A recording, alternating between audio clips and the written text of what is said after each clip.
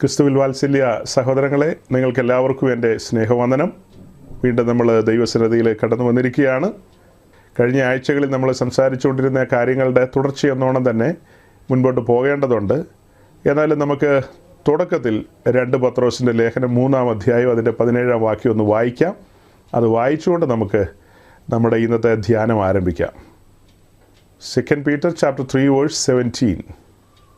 എന്നാൽ പ്രിയമുള്ളവരെ, നിങ്ങൾ മുമ്പ് കൂട്ടി അറിഞ്ഞിരിക്കൊണ്ട് അധർമ്മികളുടെ വഞ്ചനയിൽ കുടുങ്ങി സ്വന്തം സ്ഥിരത വിട്ട് വീണുപോകാതിരിപ്പാൻ സൂക്ഷിച്ചുകൊള്ളുവിൻ.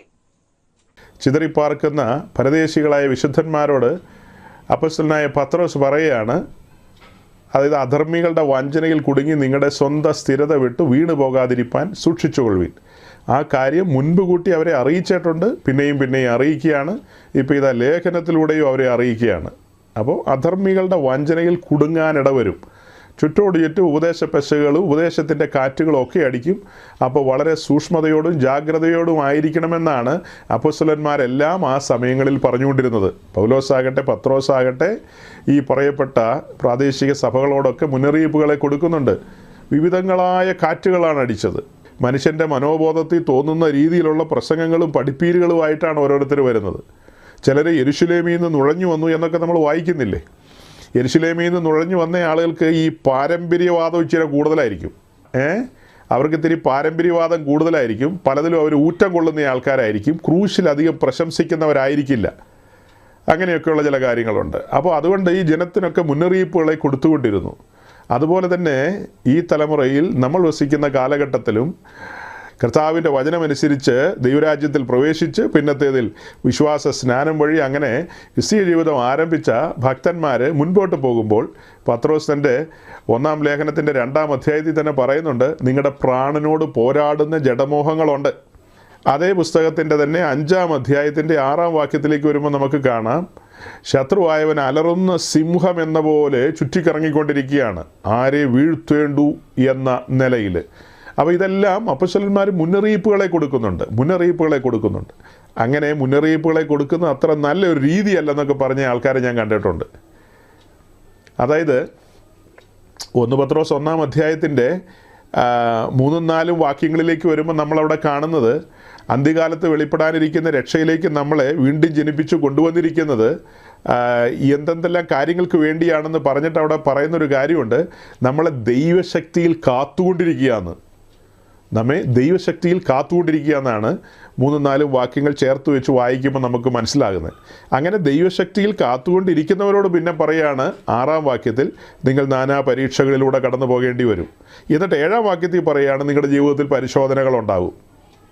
എന്നിട്ട് 4-ാം അധ്യായത്തിലേക്ക് വരുമ്പോഴാണ് പറയുന്നത്, അഗ്നിശോധനയെങ്കിൽ അപൂർവകാര്യം വന്നുകൂടി എന്ന് വെച്ച് അതിശയിച്ചൊന്നും പോകരുത്. ഇങ്ങനെയുള്ള കാര്യങ്ങളെല്ലാം അപ്പോസ്തലന്മാർ പറയുകയാണ്. സകല കാര്യങ്ങളും അവരെ ധരിപ്പിക്കുകയാണ്. അപ്പം അവരെ രക്ഷയിലേക്ക് കൊണ്ടുവന്നു. രക്ഷയിൽ അവരെ സൂക്ഷിക്കുന്നുണ്ട്, കാക്കുന്നുണ്ട്. പിന്നെ എന്തിനാ ഈ മുന്നറിയിപ്പുകളെ കൊടുക്കുന്നത്? അലറുന്ന സിംഹം എന്ന പോലെ ആ പുള്ളിക്ക് ഇറങ്ങുന്നുണ്ടെങ്കിൽ കറങ്ങിക്കോട്ടെ. പുള്ളിക്ക് വേറെ പണിയില്ലാത്തതുകൊണ്ടായിരിക്കും അലറിക്കൊണ്ടിരിക്കുന്നത്. അത് രക്ഷയിലേക്ക് വന്ന ആളുകളെ അതൊന്നും ബാധിക്കുന്നില്ലല്ലോ. പിന്നെ എന്തിനാ ഇങ്ങനെ ഒരു ലേഖനമൊക്കെ എഴുതി ആ പേപ്പറൊക്കെ കളഞ്ഞതെന്നാണ് പലരും ചോദിക്കുന്നത്. പലർക്കും ഈ പുസ്തകത്തിൻ്റെ ഉള്ളടക്കം ശരിയാവണ്ണം മനസ്സിലായിട്ടില്ല. രക്ഷയണ്യ പദ്ധതിയും അതിൻ്റെ ആഴങ്ങളും ദൈവത്തിൻ്റെ കാര്യപരിപാടികളും പല ഭാഗങ്ങളിലും പലർക്കും തുറന്നു കിട്ടിയിട്ടില്ല. അങ്ങനെ തുറന്നു കിട്ടാത്തത് കൊണ്ടാണ് അങ്ങനത്തെ കാര്യങ്ങളൊക്കെ ചിന്തിക്കുന്നത്. ഒരിക്കൽ ഞാൻ ഒരു ചർച്ചിൽ അവിടെ പ്രസംഗിച്ചുകൊണ്ടിരിക്കുന്ന സമയത്ത് സ്വദേശത്തോ വിദേശത്തോ എവിടെയും കണ്ടാണ് എന്തുവാകട്ടെ. അപ്പോൾ അങ്ങനെ പ്രസംഗിച്ചുകൊണ്ടിരിക്കുമ്പോൾ ഞാൻ അവരോടൊരു കാര്യം സൂചിപ്പിച്ചു തുടക്കത്തിൽ തന്നെ. അതായത് ക്രിസ്തീയ ജീവിതത്തിൽ പരിശോധനകളുണ്ട്. നാം വിവിധങ്ങളായ നിലകളിൽ നമ്മുടെ വിശ്വാസത്തിൻ്റെ ശോധനകളിലൂടെ കടന്നു പോകേണ്ടി വരും. അങ്ങനെ പോകുന്ന സമയങ്ങളിലൊക്കെ ഉറച്ചു നിൽക്കണമെങ്കിൽ നാം വചനത്തിൽ നിലനിൽക്കണം. നാം ആത്മാവിനെ അനുസരിച്ച് നടക്കണം. ദൈവശബ്ദം കേൾക്കണം. അങ്ങനെ പോകുമ്പോൾ നമ്മളെ അതൊന്നും ബാധിക്കില്ല. നമ്മൾ അതിനെയെല്ലാം ഓവർകം ചെയ്യും. അതാണ് അതിൻ്റെ ഒരു രീതി എന്ന് പറയുന്നത്. അതിൻ്റെ കൂടെ ചേർത്ത് പറഞ്ഞു, ഇസ്രായേൽ എന്ന് പറയുന്ന ജനവർഗം ഇസ്രയേമിൽ കിടന്നു. അവരെ അവിടെ നിന്ന് വിടുവിച്ച് മരുഭൂമി വഴിയായി വാഗ്ദത്ത കനാനിലേക്ക് കൊണ്ടുപോവുകയാണ്. അങ്ങനെ ആ കനാൻ എന്ന് പറയുന്ന സ്ഥലത്തെക്കുറിച്ച് നമുക്കറിയാം. അതിന് എത്ര നീളമുണ്ട്, വീതിയുണ്ട്, എത്ര ഹെക്ടർ ഉണ്ടെന്നൊക്കെ വേണമെങ്കിൽ കണക്കൂട്ടിയെടുക്കാം. അങ്ങനെ ഒരു സ്ഥലത്തേക്ക് കൊണ്ടുപോകുന്ന പഴയ നിയമ ഇസ്രായേലിനെ താഴ്ത്തി പരിശോധിച്ചെന്നാണ് ആവർത്തന പുസ്തകം 8-ാം അധ്യായത്തിൽ നമ്മൾ കാണുന്നത്. അവരെ താഴ്ത്തി പരിശോധിച്ചു. അങ്ങനെയെങ്കിൽ വരാൻ പോകുന്ന പുതിയ ഭൂമിയിൽ വെളിപ്പെടുന്ന പുതിയ യെരൂശലേം എന്ന് പറയുന്ന ദൈവത്തിൻ്റെ നഗരത്തിൻ്റെ അംശികളും ഓഹരിക്കാരും ആകുവാൻ വിളിക്കപ്പെട്ടിരിക്കുന്നവരായ നമ്മെ എത്രയധികം താഴ്ത്തി പരിശോധിക്കും. നമ്മുടെ ക്രിസ്തീയ ജീവിതത്തിൽ ഇങ്ങനെയുള്ള കാര്യങ്ങളൊക്കെയുണ്ട്. ദൈവം ചിലതൊക്കെ അനുവദിക്കും. ഉപദേശത്തിൻ്റെ ഓരോരോ കാറ്റുകൾ അനുവദിക്കും. അതുപോലെ വിവിധങ്ങളായ കാര്യങ്ങളെ ദൈവം അനുവദിക്കും. കള്ള അപ്പോസ്തലന്മാരെ അനുവദിക്കും, ദുരുപദേഷ്ടാക്കന്മാരെ അനുവദിക്കും. ഉയ്യോ, അങ്ങനെയൊക്കെ ഉണ്ടോ? പിന്നെ കള്ള പ്രവാചകന്മാരെ അനുവദിക്കും, എല്ലാ സൈസ് പുള്ളികളെ അനുവദിക്കും. അപ്പോൾ ഇതെല്ലാം നമ്മുടെ ചുറ്റും കിടന്ന് ഇങ്ങനെ കറങ്ങും, കാറ്റുകളും അടിക്കും, പലതും വരും. അപ്പോൾ ഇതിൻ്റെ നടുവിൽ നമ്മൾ ജയാളികളായി തീരണം, ഓവർകമേഴ്സായി തീരണം. ഇതിൻ്റെ നടുവിൽ മുൻപോട്ട് പോകണമെങ്കിൽ നാം വചനത്തിൽ ഉറച്ചു നിൽക്കണം, വചനത്തിൽ നിൽക്കണം. വചനത്തിൽ നിന്ന് കഴിഞ്ഞാൽ നമ്മൾ എന്നേക്ക് നിൽക്കുന്ന സിയോൻ പർവ്വതം പോലെ കുലുങ്ങാതെ നിൽക്കും, ഒരിറ്റ് കുലുങ്ങില്ല. ദൈവവചനത്തിൽ നിന്ന് ഇടത്തോട്ടോ വലത്തോട്ടോ മാറുമെന്ന് യോശുവയോട് പറഞ്ഞത് കേട്ടിട്ടില്ലേ? യോശുവയോട് പറഞ്ഞ ആ കാര്യം, അങ്ങനെയെങ്കിൽ നിൻ്റെ കൈകളുടെ പ്രവൃത്തികളെ സാധ്യമാക്കി തരുമെന്ന്. അപ്പോൾ അങ്ങനെ അങ്ങ് നിന്നാൽ മതി. അപ്പോൾ ഞാൻ ഈ കാര്യങ്ങളൊക്കെ ഇങ്ങനെ പറഞ്ഞു വന്നപ്പോൾ അവിടുത്തെ ഏറ്റവും പ്രധാനപ്പെട്ടൊരു വ്യക്തി മെസ്സേജിനിടയിൽ ഇങ്ങനെ പറയുമായിരുന്നു, എന്താണ് ഈ പറയുന്നത്? നമ്മുടെ ദൈവം കൃപാലുവാണ്, കൃപയാൽ നമ്മെ രക്ഷിച്ചിട്ട് നമ്മെ വഴിയിൽ കളയാനാണോ രക്ഷിച്ചതെന്ന് ചോദിക്കുകയാണ്. ആ വ്യക്തി അങ്ങനെ പറഞ്ഞപ്പോൾ ഞാൻ പ്രസംഗം നിർത്തി ശാന്തമായി ആ പോഡിയത്തിൽ കൈകുത്തി കേട്ടിരുന്നു. പറയാനുള്ളത് പറഞ്ഞു കഴിഞ്ഞിട്ട് പിന്നെ പറയാമെന്ന് ചിന്തിച്ചു. അപ്പോൾ അവർ പറയാണ്, ഒരു ഓട്ടക്കളത്തിൽ ഒരു 1000 മീറ്ററോ 400 മീറ്ററോ 500 മീറ്ററോ ഒക്കെ ഓടുന്ന ഓട്ടം ഉണ്ടല്ലോ, അതിങ്ങനെ റൗണ്ടിൽ ഓടും. അങ്ങനെ റൗണ്ടിൽ ഓടിക്കൊണ്ടിരിക്കുമ്പോൾ അവരുടെ കോച്ചും പ്രധാനപ്പെട്ട ആളുകളും മറ്റുള്ളവരെല്ലാം വെളിയിൽ നിന്നുകൊണ്ട് ഈ ഓടുന്ന വ്യക്തിയെ പ്രോത്സാഹിപ്പിക്കും.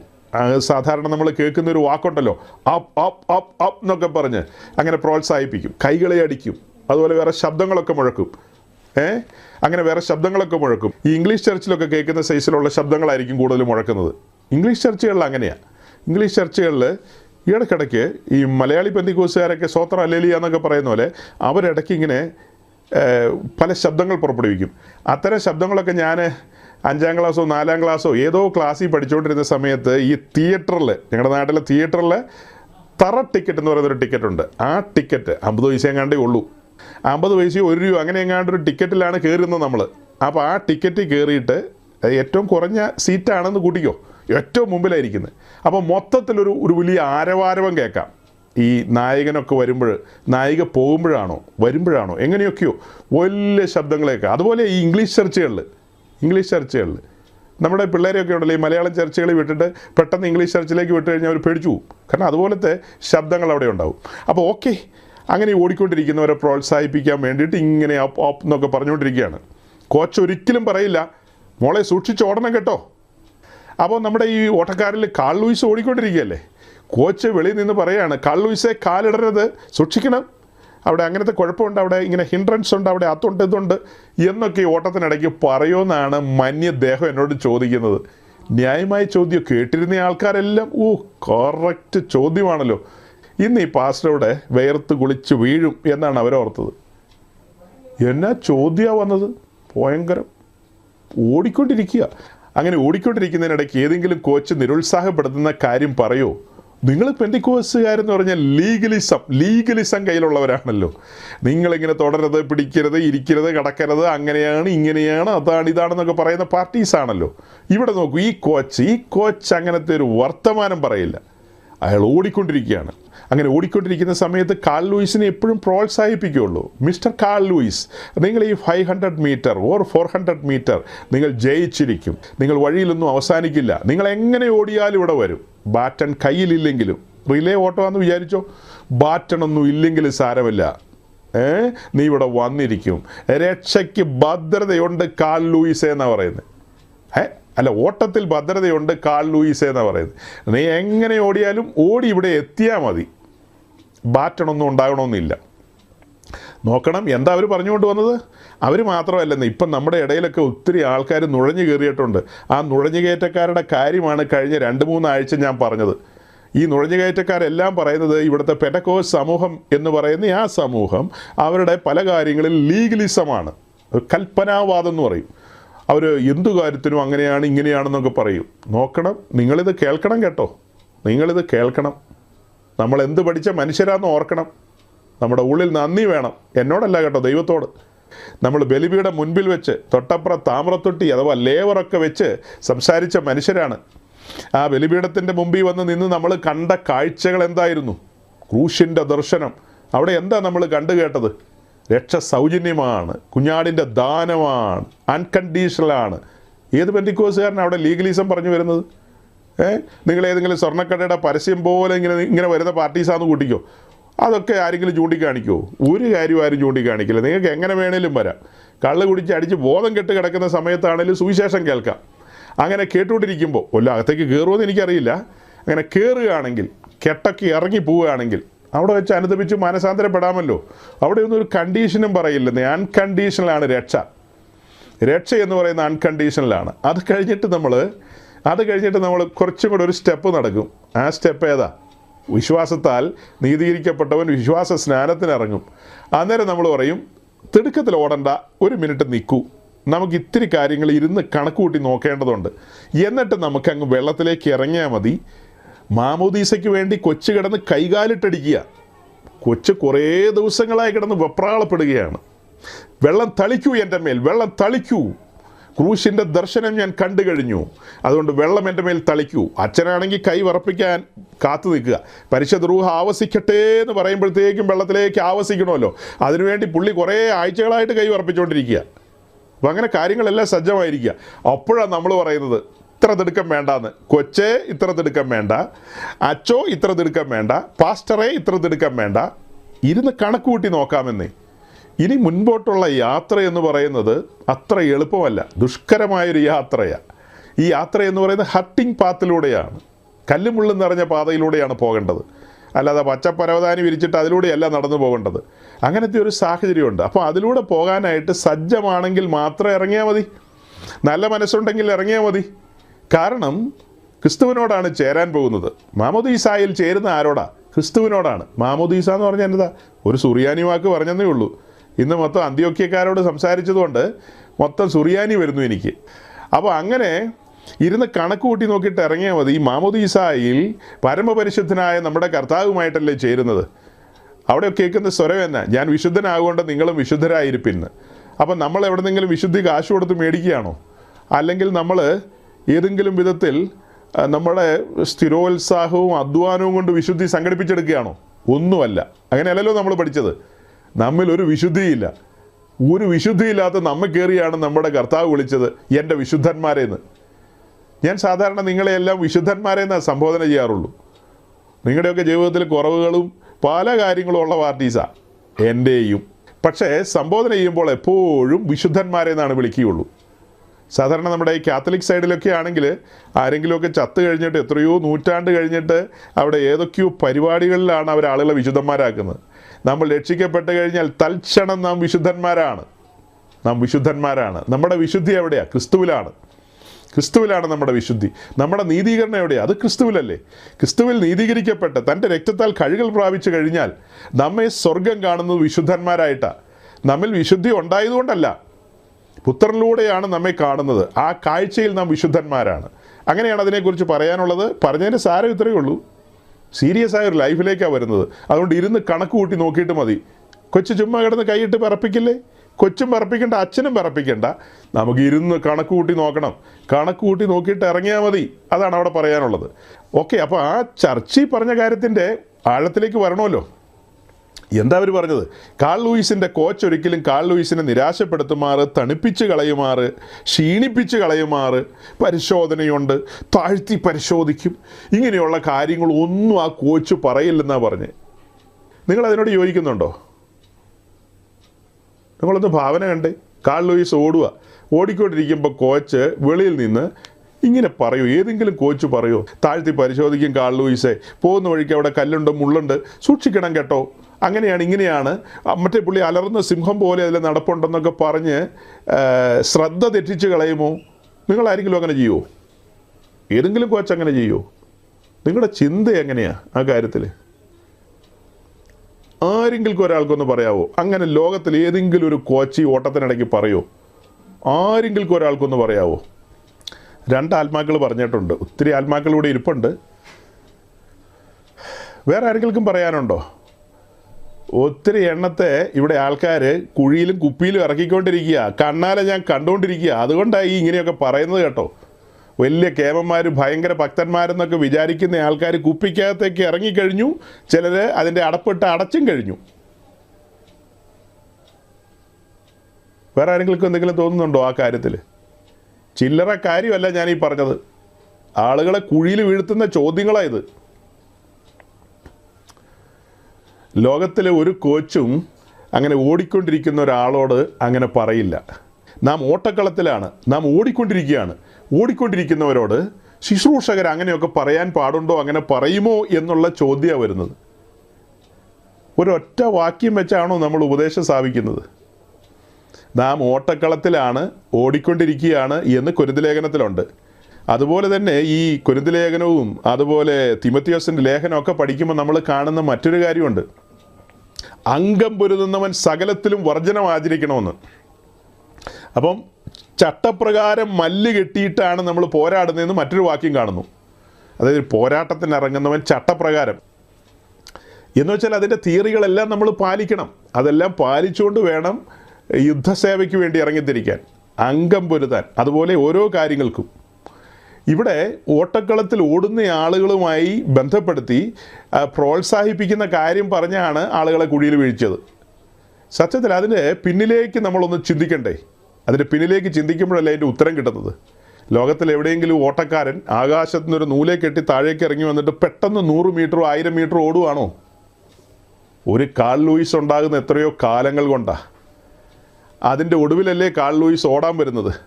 അപ്പോൾ കാൾ ലൂയിസിൻ്റെ കോച്ച് കാൾ ലൂയിസിനോട് എന്തായിരിക്കും പറയുന്നത്? അല്ലെ ബെൻ ജോൺസനോട് എന്തായിരിക്കും പറഞ്ഞു കൊടുക്കുന്നത്? കാൾ ലൂയിസിന് ഇഷ്ടമുള്ള ജീൻസും അതുപോലെയുള്ള ഉടുപ്പ് ഇട്ടുകൊണ്ട് കാൾ ലൂയിസിന് ഓടാൻ പറ്റുമോ? ലോക കറക്ക് കമ്പനികൾ പറയാണ് പെന്തിക്കോസുകാരുടെ കയ്യിൽ ലീഗലിസം ഉണ്ടെന്ന്. ഞങ്ങളുടെ കയ്യിൽ ഒത്തിരി ലീഗലിസം ഉണ്ട്, ഞങ്ങൾ പലതും പിടിക്കരുത്, ഇരിക്കരുത്, കിടക്കരുതെന്ന് പറയുന്ന ആൾക്കാരാണ്. അതെ, മലയാളത്തിലാണ് ഇപ്പം ഞാൻ പറയുന്നത്, ശ്രദ്ധിച്ച് കേൾക്കണം. കാൾ ലൂയിസ് ഓടുന്ന സമയത്ത് ഈ പ്രോത്സാഹിപ്പിക്കുകയല്ലാതെ ഈ അങ്ങനത്തെയൊക്കെ പറയുമെന്നാണ് ചോദിക്കുന്നത്. ഓടുന്ന ഫ്രെയിമിൽ ആ കാര്യം ഓക്കെയാണെന്നേ. ഓടുന്ന ഒരു ഫ്രെയിം ഉണ്ടല്ലോ, ആ ഫ്രെയിമിൽ ഓക്കെയാ. ഫ്രെയിം ഒന്ന് തിരിച്ചേ, മറ്റൊരു ഫയലാണ് വരുന്നത്. ഈ കാൾ ലൂയിസ് പെട്ടെന്ന് ഓടാൻ വന്നവനല്ല. അവൻ ദീർഘനാളത്തെ അഭ്യസനം കഴിഞ്ഞിട്ട്, പ്രാക്ടീസുകൾ കഴിഞ്ഞിട്ട്, ട്രെയിനിങ്ങുകൾ കഴിഞ്ഞിട്ടാണ് ഈ ഓടാൻ വരുന്നത്. ഓടാൻ വരുന്ന വരവിൽ എങ്ങനെയാണ് ഓടാൻ പാകത്തിനുള്ള ഷൂസ്, അതൊക്കെ റിസർച്ച് ചെയ്ത് തന്നെയാണ് കണ്ടുപിടിക്കുന്നത്. ഷൂസ്, പിന്നീട് സോക്സ്, പിന്നീട് ഷോർട്ട്സൊക്കെ യൂസ് ചെയ്യുന്ന ആ ഡ്രസ്സുണ്ടല്ലോ, ആ ഡ്രസ്സൊക്കെ അതൊക്കെ റിസർച്ചാണ്. ഏറ്റവും കനം കുറഞ്ഞ ഒളിമ്പിക്സിൻ്റെ നിയമാവലികൾ പാലിച്ചുകൊണ്ട്, എന്നാൽ ഓട്ടത്തിന് തടസ്സം വരാത്ത രീതിയിൽ. ശരിക്കും കാൾ ലൂയിസിന് ജീൻസ് ഇട്ടുകൊണ്ട് ഓടണമെന്നാണ് ആഗ്രഹം. പുള്ളി എന്നോട് പലപ്പോഴും പറഞ്ഞിട്ടുണ്ട്, ജീൻസും അതുപോലത്തെ ഷർട്ട് കിട്ടുകൊണ്ടാണ് എനിക്ക് ഓടാൻ ആഗ്രഹമെന്ന്. ബെൻ ജോൺസനും ഇടയ്ക്ക് അങ്ങനെ പറയാറുണ്ട്. പക്ഷെ അവരുടെ കോച്ചുമാർ സമ്മതിക്കില്ല, അങ്ങനെ പറ്റില്ലെന്നാണ് പറയുന്നത്. അപ്പോൾ വേറെ കുറേ ആൾക്കാർ പറയാണ് കാൾ ലൂയിസിന് സ്വാതന്ത്ര്യമില്ലേ? കാൾ ലൂയിസിന് സ്വാതന്ത്ര്യമില്ലേ? കാൾ ലൂയിസിൻ്റെ ഇഷ്ടത്തിന് ഓടാൻ മേലെ കോച്ച് എന്തിനാണ് അതിന് മുകളിൽ തലയിടാൻ വരുന്നത്? അങ്ങനെ ഇടാവോ ഇങ്ങനെ ഇടാവോ എന്നൊക്കെ ചോദിച്ചു കഴിഞ്ഞാൽ കാൾ ലൂയിസ് വീട്ടിലിരിക്കേണ്ടി വരും. കാൾ ലൂയിസിന് ഓടണോ, 1ാം സ്ഥാനം കരസ്ഥമാക്കണോ?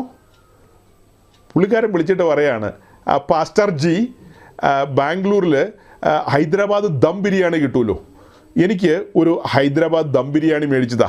നാളെ 100 മീറ്റർ ഓടാനുള്ള പുള്ളിയാണ് ഒളിമ്പിക്സിൽ. അപ്പോഴാണ് വിളിച്ച് പറയുന്നത് എനിക്ക് ഹൈദരാബാദ് ദം ബിരിയാണി വേണമെന്ന്. കോച്ച് മാത്രമല്ല, ഡയറ്റീഷ്യനുണ്ട് അവിടെ. ഡയറ്റീഷ്യൻ അവൻ എന്നതാ ഭക്ഷിക്കേണ്ടതെന്ന് പോലും അവരാണ് തീരുമാനിക്കുന്നത്. എൻ്റെ കർത്താവേ, ഈ മനുഷ്യനൊരു സ്വാതന്ത്ര്യമില്ലേ? നോ, ഇവനൊരു രാജ്യത്തെ റെപ്രസെൻ്റ് ചെയ്യുകയാണ്. ഒരു രാജ്യത്തിൻ്റെ സ്വപ്നം മുഴുവൻ ഇവൻ്റെ മേൽ കിടക്കുകയാണ്. ഇവന് തലമുടിയൊക്കെ ഒരു പ്രത്യേക രീതിയിൽ ഇങ്ങനെ വെട്ടി ഇങ്ങനെ ഇടണമെന്ന് ആഗ്രഹമുണ്ട്. ആ തലമുടി വെട്ടുന്ന കാര്യത്തിൽ പോലും അതിനും ബാർബറുണ്ടെന്നേ കൂടെ. അതുപോലെ ഓരോരോ കാര്യങ്ങൾ ഒന്നും സ്വന്തം ഇഷ്ടപ്രകാരമല്ല. ആ രാജ്യത്തിൻ്റെ സ്വപ്നം പൂർത്തീകരിക്കാൻ രാജ്യത്തിൻ്റെ ഇഷ്ടമാണ് ഇപ്പോൾ കാൾ ലൂയിസ് ഭക്ഷിക്കുന്നതും ഉടുക്കുന്നതും ചലിക്കുന്നതും ചരിക്കുന്നതും എല്ലാം ആ രാജ്യത്തിൻ്റെ സ്വപ്നം വഹിച്ചുകൊണ്ടാണ്. ശരിക്കും ഒരു ലീഗലിസം അല്ലേ അത്? ശരിക്കും ഒരു ലീഗലിസം അല്ലേ? കാൾ ലൂയിസിൻ്റെ മേലെ അടിച്ചേൽപ്പിക്കുകയല്ലേ? ചെറിയ കഥയല്ല കേട്ടോ ഈ പറഞ്ഞത്, ചെറിയ കഥയല്ല. ഒരു മല്ലപ്പള്ളിക്കാരൻ ഉപദേശിയും ആ മല്ലപ്പള്ളിക്കാരൻ ഉപദേശിയുടെ കിറുക്കൻ പഠിപ്പിക്കലുകളും പുള്ളിയുടെ വിശ്വാസികളുടെ മണ്ടൻ ആശയങ്ങളും ഒക്കെയാണ് ഞാൻ ഈ പറയുന്നത്. മണ്ടൻ ആശയങ്ങൾ. അതേ കാര്യം തന്നെ വേറെ സ്ഥലത്ത് വർഷങ്ങൾക്ക് മുമ്പ് ഞാൻ അനുഭവിച്ച കാര്യമായതുകൊണ്ടാണ് ചേർത്ത് വെച്ച് പറഞ്ഞത്. അധർമ്മികളുടെ വാഞ്ചനയിൽ കുടുങ്ങരുത്. നമുക്ക് കാര്യത്തിലേക്ക് വരാനുണ്ട്. എന്താണ് പെന്തക്കോസ്റ്റ് എന്നൊന്നും പഠിച്ചവരല്ല ബഹുഭൂരിപക്ഷം പേരും. ബഹുഭൂരിപക്ഷം പാസ്റ്റേഴ്സിന് ഇതൊന്നും പിടികിട്ടിയിട്ടില്ല. അവരെല്ലാം പറയുന്നത് അങ്ങനെ വേണോ, ഇങ്ങനെ വേണോ, അവിടെ വാക്യമുണ്ടോ, ഇവിടെ വാക്യമുണ്ടോ എന്നൊക്കെയാണ്. വിശുദ്ധ പർവ്വതത്തിലേക്കുള്ളൊരു യാത്രയാണിത്. വിശുദ്ധ പർവ്വതത്തിലേക്കുള്ളൊരു ഓട്ടമാണ്. നമ്മൾ ഈ ഓട്ടമൊക്കെ കണ്ടത് എങ്ങനെയാണ്? നമ്മളൊരിക്കൽ ടാബർനാക്കലിൻ്റെ പിക്ചറൊക്കെ വെച്ചിട്ട് അതിൻ്റെ മുൻപിൽ വാതിൽ തുറന്ന് വരുമ്പോൾ ബലിപീഠം കാണുകയാണ്. അവിടെയാണ് നമ്മുടെ വീണ്ടെടുപ്പിൻ്റെ ഇടം, കാൽവറി വീണ്ടെടുപ്പിൻ്റെ ഇടം. അവിടെ നമ്മൾ സറണ്ടർ ചെയ്യപ്പെട്ട ആളുകളാണ്. അവിടെ ഒരു പുതുജീവിതം ആരംഭിച്ചവരാണ്. അവിടെയാണ് നമ്മൾ ക്രിസ്തുവിൽ പുതിയ സൃഷ്ടിയായത്. അവിടെ നിന്ന് നമ്മളൊരു ഓട്ടം ആരംഭിക്കുകയാണ്. ഓട്ടം എങ്ങോട്ടാ? വിശുദ്ധ പർവ്വതത്തിലേക്ക്. എന്ന് വെച്ചാൽ ആ ഓട്ടം ചെന്ന് അവസാനിക്കുന്നത് അതിപരിശുദ്ധ സ്ഥലത്തിൻ്റെ അനുഭവത്തിലാണ്. പഠനത്തിനാകട്ടോ നമ്മളിങ്ങനെ പറയുന്നത്. അതിനിടയ്ക്ക് അവിടെ തിരശീലയുണ്ടോ മറശീലയുണ്ടോ എന്നും ചോദിച്ചു വന്നേക്കരുത്. ഇത് വിശദമായി മുന്നമേ പറഞ്ഞിട്ടുള്ളതാണ്. നിങ്ങൾക്ക് എല്ലാവർക്കും അറിയാം, പിന്നെ കേൾക്കുന്നവർക്ക് മനസ്സിലാവുമെന്ന് എനിക്കറിയില്ല. ആ ഓട്ടം എങ്ങോട്ടാ? അതിപരിശുദ്ധ സ്ഥലത്തിൻ്റെ അനുഭവത്തിലേക്കാണ്. അഥവാ വിശുദ്ധ പർവ്വതത്തിലേക്കുള്ളൊരു ഓട്ടമാണ്. വിശുദ്ധ പർവ്വതത്തിലേക്കുള്ള ഓട്ടത്തിൻ്റെ ആരംഭഭാഗത്ത് കുറച്ച് നിരപ്പൊക്കെ കാണും. പിന്നെ ഒരു ചെറിയ ചെരിവ് കാണും. പിന്നെ അങ്ങ് ചെങ്കുത്തായ കയറ്റമായിരിക്കും. ആ സമയത്താണ് ജീൻസ് ഇട്ടുകൊണ്ട് പർവ്വതാരോഹകൻ കയറാൻ പോകുന്നത്. പർവ്വതാരോഹണത്തിന് വരുന്നവനും അവൻ്റേതായ ഡ്രസ്സും കാര്യങ്ങളും ഒക്കെയുണ്ട്. അവിടെയെല്ലാം അതിൻ്റെ നിയമങ്ങളുണ്ടെന്നേ, ചട്ടങ്ങളുണ്ട്. എങ്കിൽ മാത്രമേ പർവ്വതത്തിൻ്റെ അഗ്രത്തിൽ എത്തുകയുള്ളൂ. എങ്കിൽ മാത്രമേ അവിടെ രാജ്യത്തിൻ്റെ കൊടി നാട്ടാൻ കഴിയുള്ളൂ. എങ്കിൽ മാത്രമേ അവിടെ ജയക്കൊടി നാട്ടാൻ കഴിയുള്ളൂ. ഇങ്ങനെ പോകുന്ന ആൾക്കാരൊക്കെ ഈ നമ്മൾ പറഞ്ഞതുപോലെ അവിയലും പുളിശ്ശേരിയും എല്ലാം കൂടെ കൂട്ടി പൊതിയോറ് കെട്ടി 10-50 പൊതിയോറ് കെട്ടിയിട്ടൊരു ഭാണ്ഡക്കെട്ടുമായിട്ട്, അയ്യോ എനിക്ക് പുളിശ്ശേരി ഇല്ലാതെ ഒന്നും പറ്റില്ല, എനിക്ക് സാമ്പാർ വേണം, എനിക്ക് ദോശ വേണം, ഇതെല്ലാം കൂടെ ഭാണ്ഡക്കെട്ടി ഇതെല്ലാം പുറകെ കെട്ടിത്തൂക്കിയിട്ടുകൊണ്ടല്ല പർവ്വതാരോഹണത്തിന് പോകുന്നത്. ഈ പർവ്വതാരോഹണത്തിന് പോകുന്ന ആളുകളുടെ കയ്യിൽ വളരെ നിസ്സാര ഫുഡാണുള്ളത്. അതായത് വലിയ കലോറി കൂടിയ ഫുഡ്. അത് ചെറിയ ക്യാപ്സ്യൂൾ പോലെ ഇരിക്കുകയുള്ളൂ. നമ്മളൊരു 4 ബിരിയാണി തിന്നുന്ന പോലെയാണ് ഒരു ക്യാപ്സ്യൂൾ കഴിച്ചാൽ. അതിനകത്ത് കലോറി കൂടുതലാണ്. അങ്ങനെയൊക്കെയാണ് അവർ ഈ ഭാരം കുറയ്ക്കണം മാക്സിമം. അങ്ങനെയാണ് അവർ പർവ്വതം കയറുന്നത്. മനസ്സിലായോ? അങ്ങനെ കയറി അതിൻ്റെ അഗ്രത്തിലെത്തുകയാണ്. അവിടെയാണ് അവർ ജയക്കൊടി നാട്ടുന്നത്. ഓക്കെ, കാലങ്ങൾക്ക് മുമ്പ് പ്രസംഗമധ്യേ നമ്മുടെ നടുവിൽ ഉയർന്ന ആ ശബ്ദമുണ്ടല്ലോ, ആ ശബ്ദത്തെ നമ്മൾ എങ്ങനെയാണ് പിടിച്ചിരുത്തുകയല്ലേ? അധികം വർത്തമാനമൊന്നും പറയണ്ടെന്നല്ലേ പറയുന്നത്. ഈ അടുത്ത ദിവസം എനിക്ക് വളരെ അടുപ്പമുള്ള ഒരു പ്രിയപ്പെട്ടവനുമായിട്ടുള്ള ബന്ധത്തിൽ ഇങ്ങനെ സംസാരിച്ചു പോയ കൂട്ടത്തിൽ പറയായിരുന്നു, നമ്മുടെ ഈ രക്ഷാഭദ്രതക്കാരനും കാൽവിനിസവും ഒക്കെ പഠിപ്പിക്കുന്ന നമ്മുടെ മല്ലപ്പള്ളി ഉപദേശിയുടെ കിങ്കരന്മാർ ഒത്തിരിയുണ്ട്. കടന്നൽക്കൂടുകൾ ഇളകിയതുപോലെ നമ്മുടെ ഈ മെസ്സേജിനടിയിലൊക്കെ വന്ന് കമൻ്റൊക്കെ എഴുതാറുണ്ട്. കടന്നൽക്കൂട് ഇളകിയതുപോലെയാണ് ചില സമയത്തൊക്കെ. അവരങ്ങ് വന്ന് കാര്യങ്ങളെ പറയുകയാണെങ്കിൽ സ്ഥാപിക്കുകയാണ്. അതായത് നമുക്കൊന്നും അറിയില്ല, അവർക്കെല്ലാം അറിയാം. ഒരു വിഷയത്തെക്കുറിച്ച് 5 മിനിറ്റ് പറയാൻ നിങ്ങൾക്ക് അറിയാവോ എന്നൊക്കെയാണ് ചോദിക്കുന്നത്. അയ്യോ, നമ്മൾ താഴ്മ കൊണ്ട് എന്നാ പറയുന്നത്, ഞങ്ങൾക്ക് കാര്യമായിട്ടൊന്നും അറിയില്ല കേട്ടോ എന്നൊക്കെ പറഞ്ഞ് വിട്ടു. അപ്പം ആ കൂട്ടത്തിലുള്ള ഒരു വ്യക്തി നമുക്ക് വേണ്ടപ്പെട്ട പ്രിയപ്പെട്ടവരോട് പറയായിരുന്നു, ഇങ്ങനെ സംസാരിച്ചു പോയ കൂട്ടത്തിൽ, നിങ്ങളുടെ ഈ പെന്തിക്കോസിൽ മൊത്തം ലീഗലിസമാണ്. ആ കാര്യം കേട്ടതുകൊണ്ടാണ് ഞാനിങ്ങനെ തുടക്കത്തിൽ പറഞ്ഞത്. നിങ്ങളുടെ പെന്തിക്കോസിൽ, അപ്പോൾ അവരുടേത് പെന്തിക്കോസ് അല്ല കേട്ടോ. അവരുടേത് ശരിക്കും പെന്തിക്കോസ്റ്റ് അല്ല എന്നുള്ളത് ഈ പെന്തിക്കോസുകാർക്ക് മനസ്സിലാകുന്നില്ല. അതാണ് ലോകപോഷത്വം. അവർ പെന്തിക്കോസുകാരല്ലെന്ന് അവരെ അറിഞ്ഞോ അറിയാതെയോ എങ്ങനെയൊക്കെയോ എവിടെയൊക്കെയോ എപ്പോഴൊക്കെയോ പറയുന്നുണ്ട്. പക്ഷേ പെന്തിക്കോസിലെ പാസ്റ്റേഴ്സിനും അവരുടെ ലീഡേഴ്സിനും തലയിൽ ആൾതാമസമില്ല. ഉണ്ടെങ്കിൽ ഈ വഞ്ചനയെയും വ്യാജത്തെയും തിരിച്ചറിയണ്ടേ? എന്താ ആ കൂട്ടത്തിലുള്ള ആൾ പറയുന്നത്? നിങ്ങളുടെ ഈ പെന്തിക്കോസുകാരുടെ ഇടയിൽ IASകാരും IPSകാരും വല്ലതും ഉണ്ടോ? എന്താ നിങ്ങളുടെ ഇടയിൽ IASകാരും IPSകാരൊന്നും ഉണ്ടാകാത്തത്? അതിൻ്റെ കാരണം എന്താ? നിങ്ങൾ ലീഗലിസത്തിൻ്റെ ആൾക്കാരാണ്, കൽപ്പനാവാദത്തിൻ്റെ ആൾക്കാരാണ്. തുടരുത്, പിടിക്കരുത്, സിനിമ കാണരുത്. നിങ്ങൾക്ക് സിനിമ കാണാൻ പാടില്ലല്ലോ. ബുദ്ധി വിവരമൊക്കെ ഉണ്ടാകണമെങ്കിൽ സിനിമ കാണണം. സിനിമ കാണാതെയൊക്കെ പല കാര്യങ്ങളും എങ്ങനെയാണ് അറിയുന്നത്?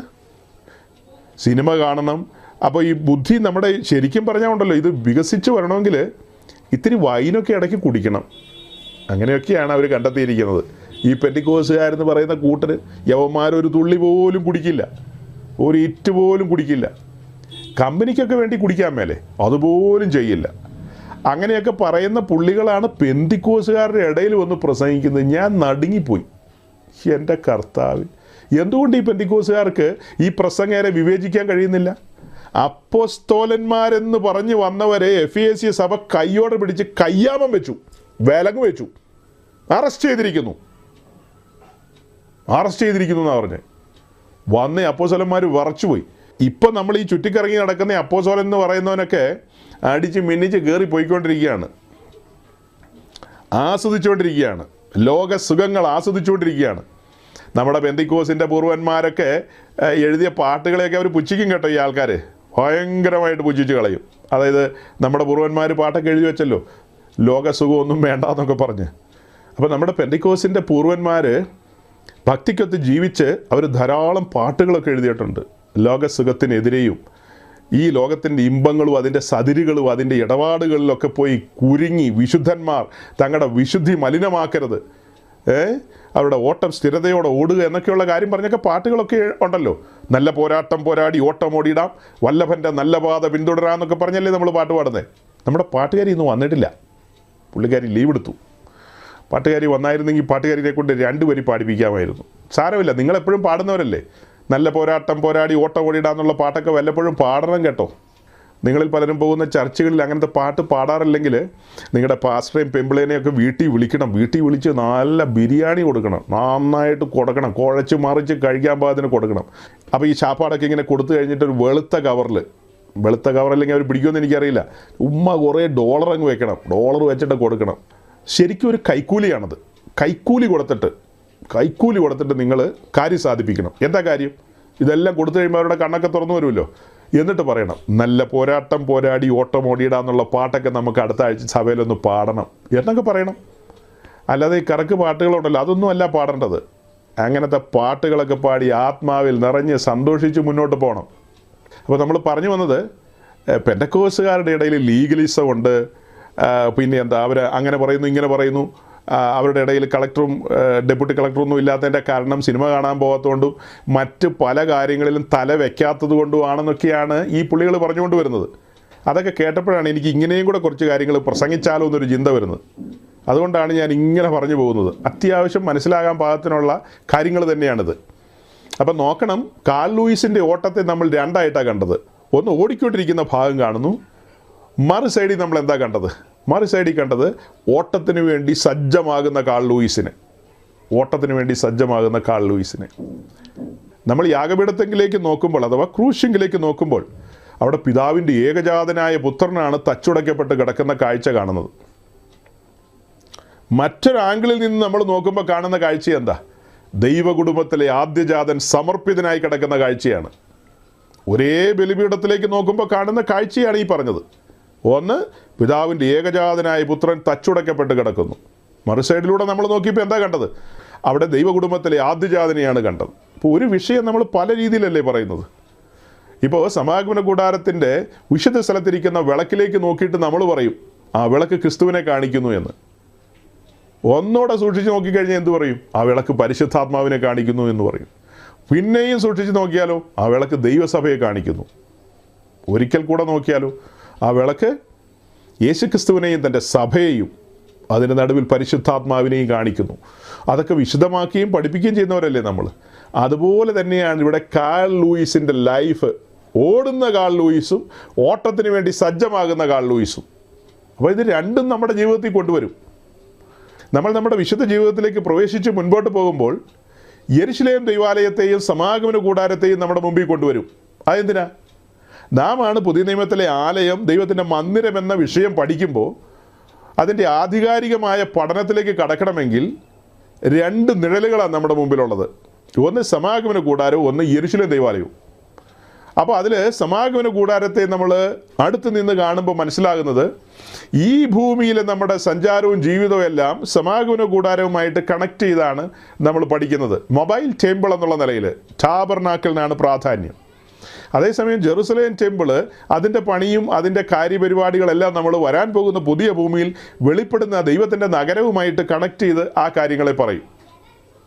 ആലയം എന്നുള്ളൊരു വിഷയം വിശദീകരിക്കാൻ ഈ രണ്ട് കാര്യങ്ങളും എടുത്ത് നമ്മളത് വിശദീകരിക്കും. എന്ന് പറഞ്ഞതുപോലെ കാൾ ലൂയിസിൻ്റെ ഓട്ടത്തിൻ്റെ രണ്ട് വശമാണ് പറഞ്ഞത്.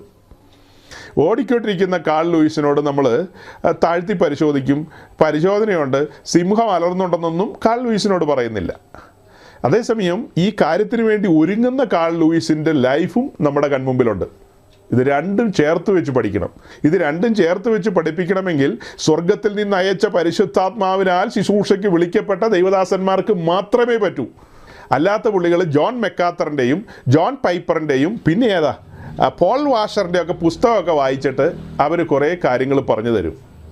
ആ കാര്യങ്ങൾ നമ്മൾ എങ്ങോട്ട് കൊണ്ടുപോകും? ബാപ്റ്റിസ്റ്റ് തിയോളജിയിലേക്ക് കൊണ്ടുപോകും. അപ്പോൾ അത് പെന്തിക്കോസ്റ്റ് തിയോളജി ആയിട്ടുള്ള വ്യത്യാസം തന്നെ. അവർ യേശുക്രിസ്തുവിനെയല്ലേ പ്രസംഗിക്കുന്നത്? അതെ, അങ്ങനെ പല കാര്യങ്ങളും അവർ പറയുന്നുണ്ടെന്നേ. അവർ പറയുന്ന കാര്യങ്ങളല്ല പെന്തിക്കോസുകാർ പറയുന്നത്. പെന്തിക്കോസുകാർ പറയുന്ന കാര്യങ്ങൾക്കൊക്കെ വ്യത്യാസമുണ്ട്. കൃപയാൽ വിശ്വാസം മൂലം നീതീകരിക്കപ്പെട്ടവരാണ് നാം, അതാണ് നമ്മുടെ മുദ്രാവാക്യം.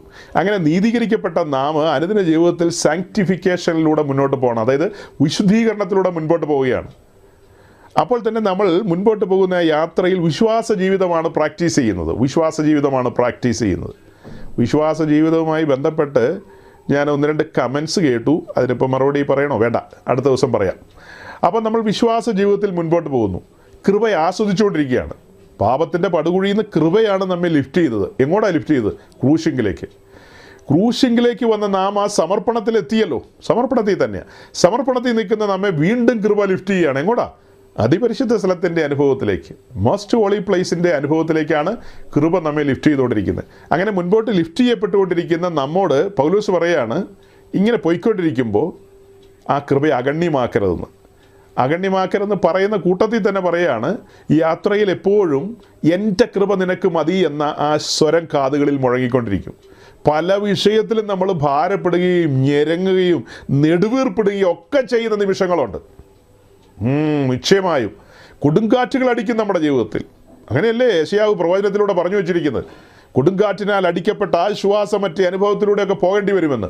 അങ്ങനെയൊക്കെ പോകുന്ന സമയത്തൊക്കെ നമ്മെ ആശ്വസിപ്പിച്ച് നിർത്തുന്ന ഒരു അനുഭവമുണ്ട്. അവിടെ എന്താ നമ്മൾ കേൾക്കുന്നത്? എൻ്റെ കൃപ നിനക്ക് മതിയെന്ന. കൊടുങ്കാറ്റിൻ്റെ നടുവിലും എൻ്റെ കൃപ നിനക്ക് മതിയെന്നാണ്. അങ്ങനെ നമ്മൾ മുൻപോട്ട് പോവുകയാണ്. ആ യാത്ര അവസാനിക്കുന്ന സിയോനിലാണ്. അത് അതിപരിശുദ്ധ സ്ഥലത്തിൻ്റെ അനുഭവത്തിലാണ് എത്തിച്ചേരുന്നത്. അത് പുതിയ യെരൂശലേമിലാണ് ആ നങ്കൂരം കിടക്കുന്നത്. നമ്മുടെ നങ്കൂരം അഥവാ ആങ്കർ കിടക്കുന്ന എവിടെയാണ്? പുതിയ യെരൂശലേമിലാണ്. അവിടെയാണ് അത് എത്തിച്ചേരാൻ പോകുന്നത്. അങ്ങനെയൊക്കെയാണ് നമ്മുടെ മുമ്പിലുള്ളത്. പക്ഷേ ഈ കാര്യങ്ങളും കൂടെ നമ്മൾ ശ്രദ്ധിക്കണം. അപ്പോൾ കൃപയുടെ കാര്യം ഞാൻ പറഞ്ഞു, കൃപയെ അഗണ്യമാക്കരുതെന്ന്. അത് പറയുമ്പോൾ ഒരു വാക്യം മുമ്പിൽ വരുന്നുണ്ട്. യോഹന്നാന്റെ സുവിശേഷം 5-ാം അധ്യായം അതിൻ്റെ 24-ാം വാക്യം, ചാപ്റ്റർ 5 വേഴ്സ് 24.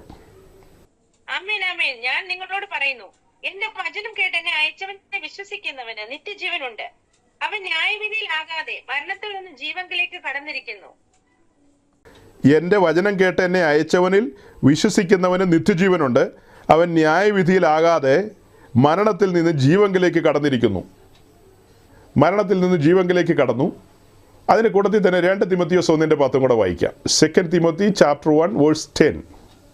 ഈ വായിച്ച വാക്യത്തിലൂടെ നമുക്ക് മനസ്സിലായത് സുവിശേഷം കൊണ്ട് ജീവനും അക്ഷയതയും വെളിപ്പെട്ടിരിക്കുകയാണ്. അതായത് സുവിശേഷം കൊണ്ട് ഇപ്പോൾ മരണം നീക്കി നാം ജീവനിലേക്ക് വന്നിരിക്കുന്നു. സീരിയസ് ആയ വാക്യമാണ്. സുവിശേഷം നാം കേൾക്കുകയും കേൾക്കുന്ന സുവിശേഷം നാം സ്വീകരിക്കുകയും ചെയ്യുമ്പോൾ നമ്മുടെ ഉള്ളിലേക്ക് ജീവനാണ് വരുന്നത്. ജീവൻ്റെ വിത്തുമായിട്ടാണ് പരിശുദ്ധാത്മാവ് വരുന്നത്. അപ്പോൾ അങ്ങനെ ജീവൻ വരുമ്പോൾ മരണം നീങ്ങിപ്പോവുകയാണ്, പാപം പുറത്തേക്ക് പോവുകയാണ്. അങ്ങനെ ജീവങ്കിലേക്ക് കടന്നവരെ കുറിച്ച് എഴുതിയിരിക്കുകയാണ്, അവർ മരണമില്ലായ്മയിലേക്കാണ് കടന്നിരിക്കുന്നതെന്ന്. നിത്യജീവൻ്റെ വിത്തുകളാണ് നമ്മുടെ ഉള്ളിൽ വന്നിരിക്കുന്നത്. നാം മരണമില്ലായ്മയിലേക്ക് കടന്നിരിക്കുന്നു. ചിരഞ്ജീവികൾ എന്ന നിലയിലേക്കാണ് കടന്നിരിക്കുന്നത്. ഈ വായിച്ച 2 വാക്യപ്രകാരവും നാം മനസ്സിലാക്കുന്ന അങ്ങനെയല്ലേ? ജീവങ്കിലേക്ക് കടന്നു, മരണമില്ലായ്മയിലേക്ക് കടന്നു എന്നൊക്കെയാണ്. എന്നാൽ മറ്റനവധി വാക്യങ്ങളെല്ലാം നാം വായിക്കുമ്പോൾ ഇങ്ങനെ ജീവങ്കിലേക്ക് കടന്ന ആളുകളോടുള്ള മുന്നറിയിപ്പുകളാണ് ഈ പുസ്തകത്തിലുടനീളം. മുന്നറിയിപ്പുകളാണ്. അത് കഴിഞ്ഞിട്ടല്ലേ പറയുന്നത്, ജഡത്തെ അനുസരിച്ച് നടന്നാൽ മരിക്കും നിശ്ചയമെന്ന്. ഇങ്ങനെയെല്ലാം പറഞ്ഞിട്ടല്ലേ അങ്ങനെയും പറയുന്നത്. അപ്പോൾ ഇത് ബാലൻസ് ചെയ്ത് പഠിക്കാൻ ശ്രമിക്കണം. ആ ബാലൻസ് ചെയ്ത് പഠിക്കാൻ കഴിയാത്തതാണ് പലരുടെയും പരാജയം എന്ന് പറയുന്നത്. അതിലേക്ക് പറഞ്ഞു കൊണ്ടുവരുന്നതിന് ഇടയ്ക്ക് കഴിഞ്ഞ ആഴ്ചത്തെ 1-2 കാര്യങ്ങളും കൂടി ഇടയ്ക്കൊന്ന് ഓർമ്മിപ്പിക്കട്ടെ, അല്ലെങ്കിൽ പിന്നെ ആ വിഷയത്തിൽ നിന്ന് അങ്ങ് മാറിപ്പോവും. കഴിഞ്ഞ ആഴ്ചത്തെ മെസ്സേജിൽ ഞാൻ അന്യഭാഷയെക്കുറിച്ചുള്ള, അതായത് അൺനോൺ ടങ്ങിനെക്കുറിച്ചുള്ള ഒരു വിശദീകരണമൊന്നും അല്ല തന്നത്. പലരും അത് കേട്ടപ്പോൾ വിചാരിച്ചത് അന്യഭാഷയെക്കുറിച്ചുള്ള ഒരു പഠനം തന്നെ പാസ്റ്റർ കൊണ്ടുവന്നു എന്നാണ് പലരും ധരിക്കുന്നത്. ഒരിക്കലുമല്ല, അതൊന്നും അല്ലായിരുന്നു എൻ്റെ എയിം. ഞാൻ ഊന്നൽ കൊടുത്ത ആ കാര്യത്തിനല്ല. ഞാൻ ഊന്നൽ കൊടുത്തത് ആദിമസഭയുമായി ബന്ധപ്പെട്ട് അപ്പോസ്തലന്മാർ ഇങ്ങനെ പഠിപ്പിച്ചു കൊണ്ടുവന്ന കാര്യം അങ്ങനെയുണ്ട്, ഇതാണതിൻ്റെ രീതി എന്നുള്ള കാര്യങ്ങളെല്ലാം പറഞ്ഞ് 1 കൊരിന്ത്യർ ലേഖനം 14-ാം അധ്യായത്തിലേക്ക് നിങ്ങളുടെ ശ്രദ്ധയൊന്ന് കൊണ്ടുവരുവാനും നിങ്ങൾ കുറച്ചും കൂടെ സീരിയസ് ആയിട്ട് ആ ചാപ്റ്ററിലൊന്ന് നോക്കും എന്നുള്ളതുകൊണ്ടാണ് ആ ചാപ്റ്ററിൽ നിന്ന് അന്യഭാഷയുമായി ബന്ധപ്പെട്ട 2 കാര്യങ്ങൾ അവിടെ കണ്ടത്. അതുപോലെ അപ്പോസ്തലപ്രവൃത്തി 2-ാം അധ്യായത്തിൽ അന്യഭാഷയുമായി ബന്ധപ്പെട്ട 3-ാമത്തെ കാര്യം കണ്ടു. അങ്ങനെ 3 പ്രധാന കാര്യങ്ങൾ നമ്മൾ കണ്ടു. ഇതെല്ലാം പറഞ്ഞതിൻ്റെ പിന്നിൽ ഏതൊരു പെന്തക്കോസ് കൂട്ടായ്മയാണെങ്കിലും അവിടെ ആത്മാവിലുള്ള ആരാധനയുണ്ട്. ആ ആത്മാവിലുള്ള ആരാധനയിൽ ജനം ഹൃദയം തുറന്ന് പൂർണ്ണ ശക്തിയോടും പൂർണ്ണ ആത്മാവോടും പൂർണ്ണ ബലത്തോടും കൂടെ ദൈവത്തെ സ്തുതിക്കാൻ ആരംഭിക്കും. ആത്മാവിൽ ആരാധിക്കും, അന്യഭാഷകളിലൂടെ ദൈവത്തെ ആരാധിക്കും. പലരും ധരിച്ചു വച്ചിരിക്കുന്നത് വേറെ രാജ്യത്തിൻ്റെ ഭാഷ പറയേണ്ടതെന്നാണ്. വേറെ രാജ്യത്തിൻ്റെ ഭാഷ പറയേണ്ട സാഹചര്യത്തിൽ അങ്ങനെയുള്ളവരെ കൊണ്ട് അത് പറയിപ്പിക്കും. അതുപോലെ 1 കൊരിന്ത്യർ ലേഖനം 14-ാം അധ്യായത്തിലേക്ക് വരുമ്പോൾ ദൈവത്തോട് പറയുന്ന അന്യഭാഷയുണ്ട്. അതുപോലെ മനുഷ്യരോട് സംസാരിക്കുന്ന ദൂതുകളായിട്ട് അന്യഭാഷയിൽ സംസാരിക്കുന്ന കാര്യമുണ്ട്. ഇതൊക്കെ നമ്മൾ കണ്ടു, അവിടെ വ്യാഖ്യാനിയുടെ കാര്യമൊക്കെ.